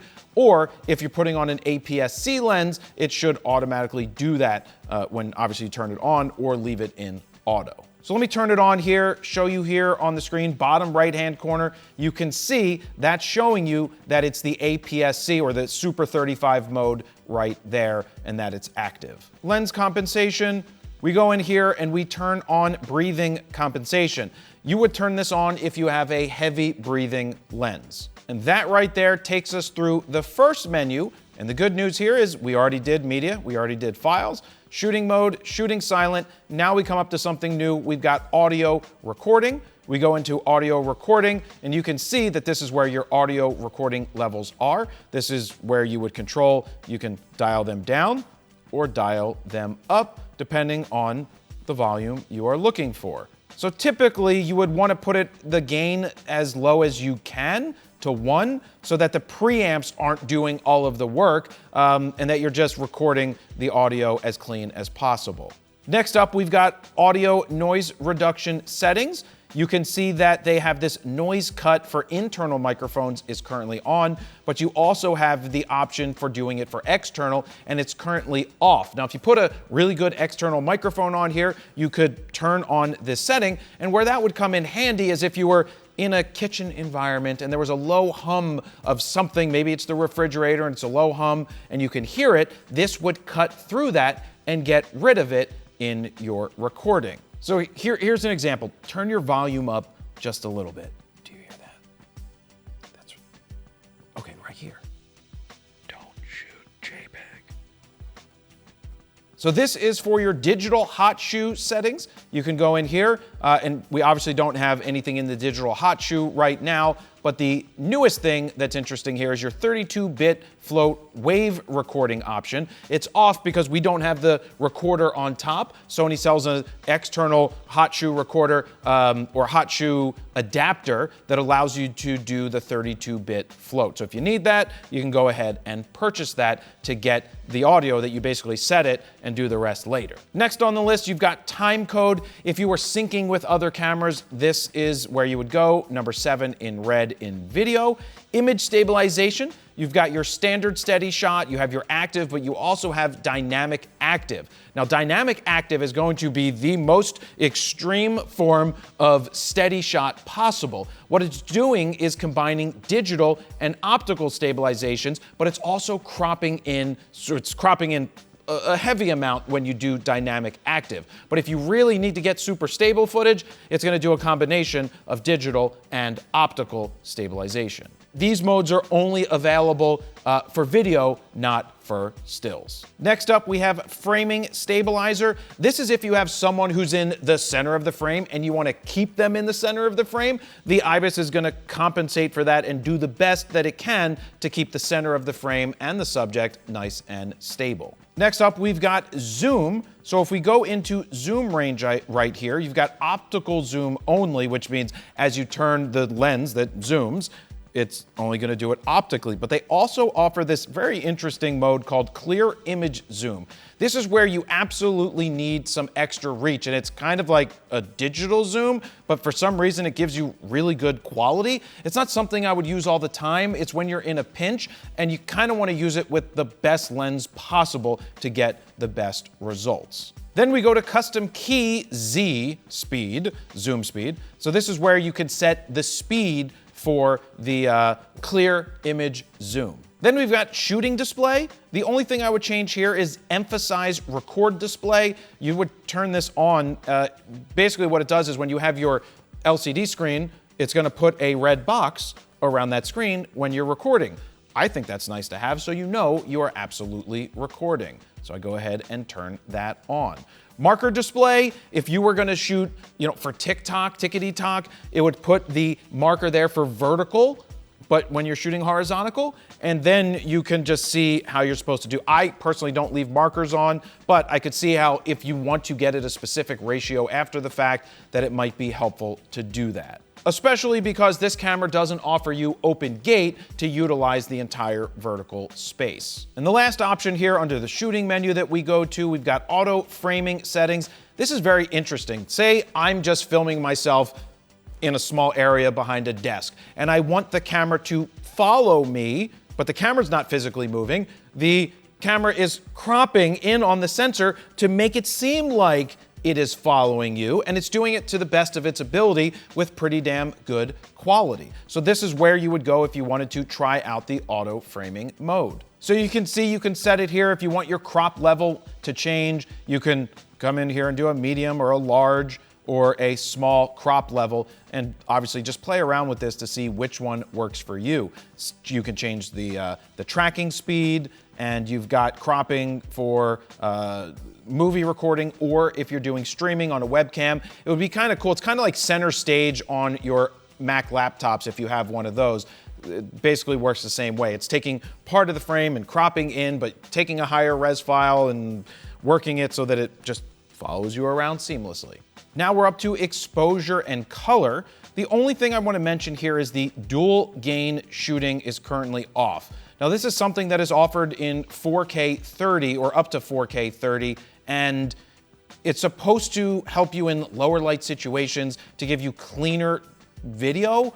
We haven't noticed any difference between the video, so we generally just leave this off. Moving back out, let's scroll down. We don't need exposure comp or metering. We get to white balance. Now, shockless white balance is actually pretty cool. So basically what's gonna happen is if the white balance shifts, or you go from inside to outside and you're using the auto white balance, it's going to gradually shift there. Obviously, 1 is fast and 3 is slow, and the slower you do it, the slower the incremental shift from one white balance to the other is going to be. It's not just gonna be like a shock.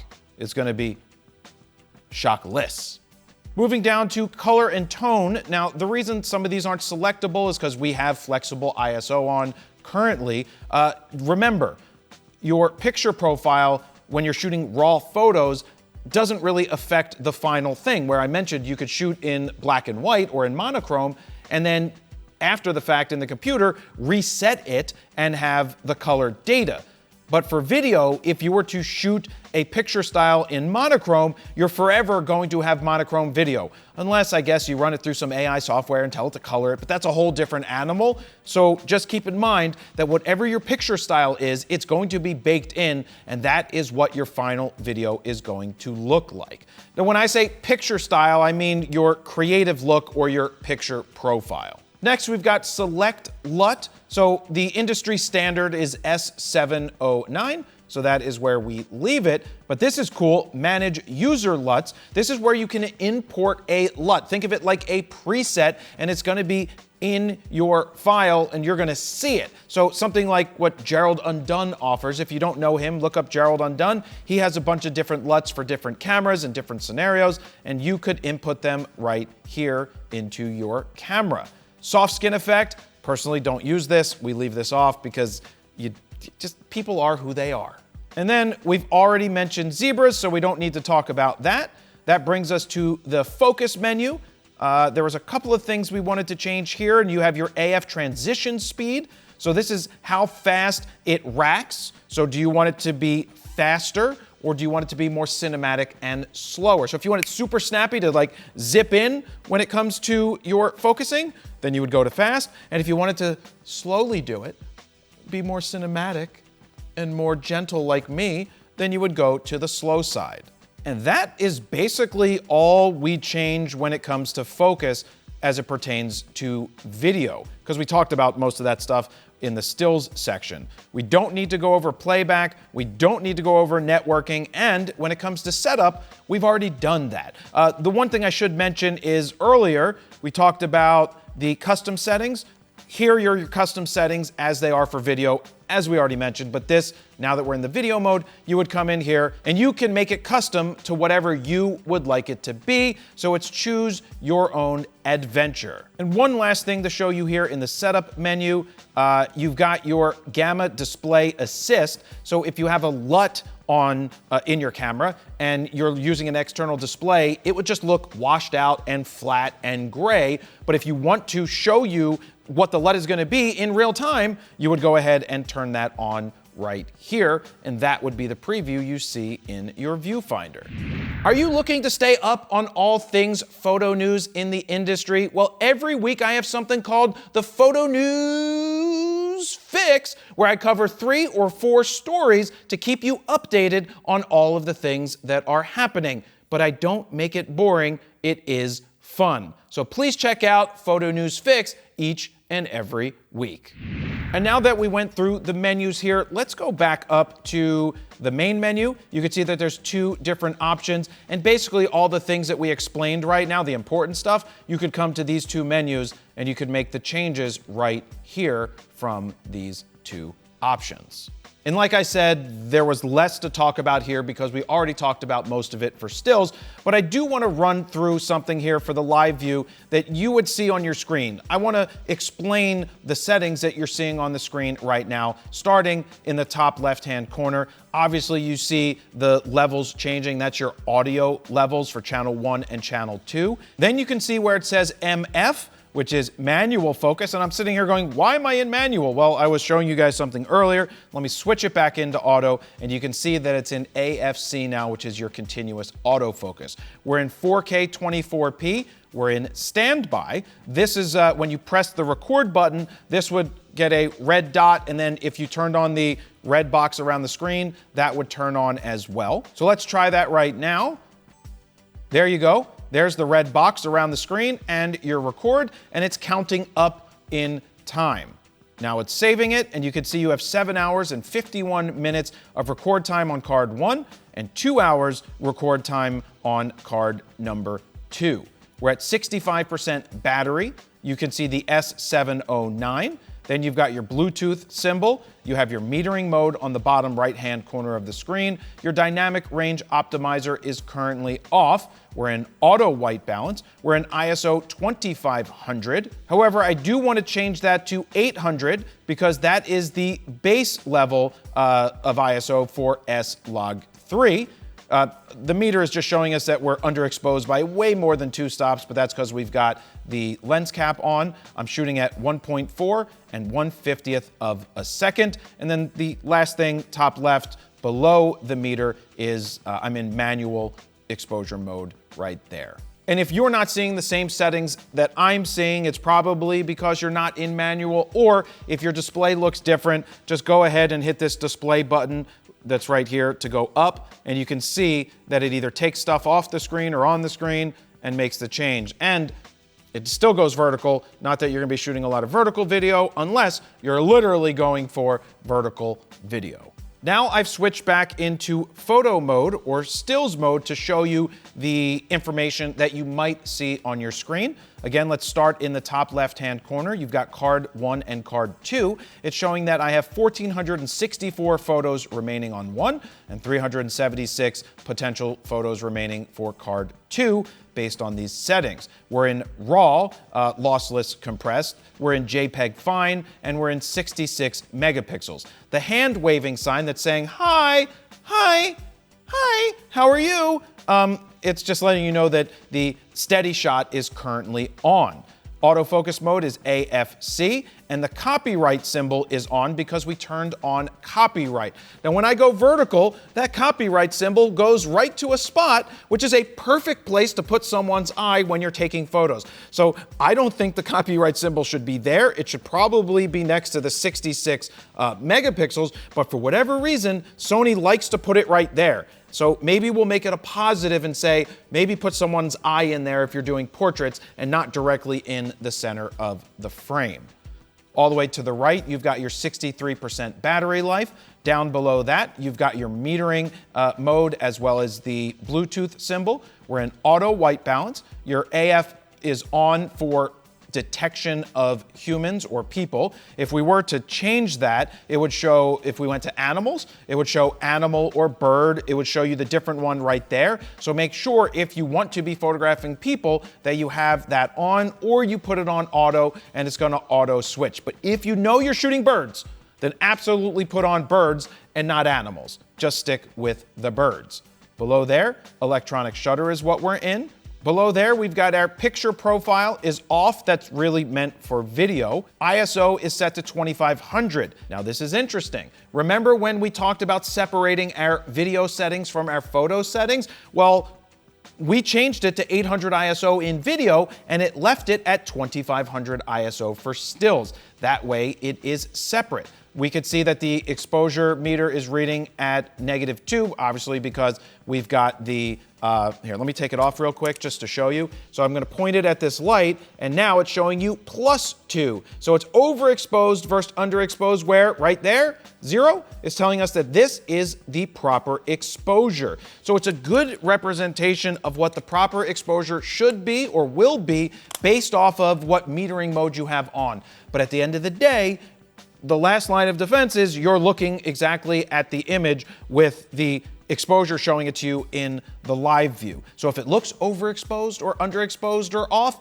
you just need to make some tweaks. My aperture is at 1.4. Shutter speed right here is 1/50th, or I can turn it up or turn it down. Picture style is currently set to standard, but it has a star next to it. The reason it has a star next to it is because I made some tweaks where I added a +1 to contrast, so it's letting me know that that was changed. You have your dynamic range optimizer is currently off. We have the focus mode that I'm currently in, which is the tracking mode. Next to there is the white line, that vertical white line that we already talked about. That's your buffer. So as you're taking pictures and if you're doing them fast and shooting raw, it's gonna go down like we showed you earlier. And when you take your finger off, it's gonna refill the buffer to let you know that space is now available. And then we've got manual. So that is showing you the icon for shooting in manual. If you were in aperture priority, it would probably say A or S for shutter priority, or in auto, it would just say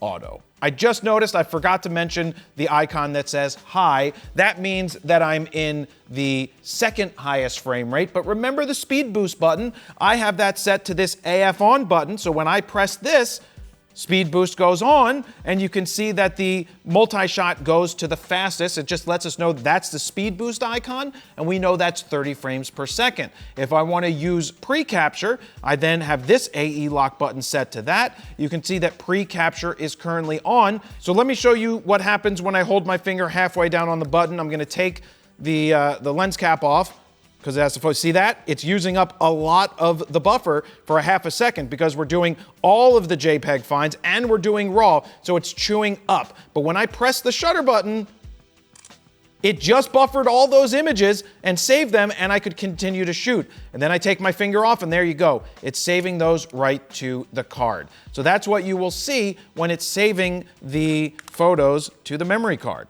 So faster cards, it's going to make it go faster. And by faster cards, I mean the CF Express A versus the SD cards. And that's explaining this view mode and all of those icons, but we also have the FN button or the function button. We hit that, and remember, we made some changes to this earlier, but this is where you can make changes to your metering modes. Here's where we have recognition target for, let's go to birds, as I mentioned, and let's activate it. And you can see on the right-hand side, it looks like an eagle going, fly, eagles, fly, whatever, with AF on. But again, as I mentioned before, you want to change that. Let's make sure it goes back to people or auto, whichever one you want to choose. We can go back through the function menu. You can see all the different options, and that is the function menu. Now you'll notice that the electronic shutter is showing that it's blacked out. And the reason is because I have a mode on that I can't change it to mechanical. So if I click it, it's probably, yeah, shooting speed, speed boost is on. So we can turn speed boost off by hitting that button, and speed boost is now off. So now let's go back into the function menu. It's no longer grayed out. I could make the change to mechanical shutter if I wanted. And just like with video, if you want to change what's showing up on the screen because you're like, well, that's way too much stuff in my eyeball when I'm trying to take photos, you can just press this up again, and that shows you less information on the screen when you hit display. This is all of this information, which I honestly never use, and display again now brings it right back to you. But let's put some of this into practice. We'll take off our lid here, and we can see that I can move my focusing points around by using the joystick if I need to. We could lock on to Steven back here. He's somewhere. Can you tilt over here? There's Steven. Look at that. It found his eye. Yep, we took some, oh yeah, we're taking photos of Steven. But the exposure doesn't look great, so I would just go ahead and bump up my shutter speed until, there it is. It's plus minus, it's on 0. Boom. One more, say hi. And it found Steven. So that is pretty easy right there. So that is how I have the camera set for me. And like everything else, it's personal taste and personal choice. You'll get used to using the camera over time, and you'll start to figure out where you like the buttons for what modes you use the most. Like if you're switching between humans and animals more than somebody else, you might want to set one of the custom buttons to change through the modes to get the right one on the screen or in the camera and have it active. So again, Sony does a great job of letting you basically map out any of the buttons yourself for whatever you want it to be. So they've done a great job of doing that. Whew! That is a long video. If you got this far, do a hashtag #GotThisFar down below in the comments. Also, you should probably save this video and bookmark it so you can always come back to it. And don't forget that I have tons of other videos that come out every week, but also a deep archive of 3,500 plus videos that spans back all the way till 2010. We also have a podcast called Raw Talk. You can check that out wherever you get your podcasts. Just search for FroKnowsPhoto Raw Talk. And every week I try to do the photo news on this channel. So please subscribe, hit the bell button, not that it matters anymore, but please come back and check out our videos often. Thank you very much for watching. Jared Polin, FroKnowsPhoto.com. See ya.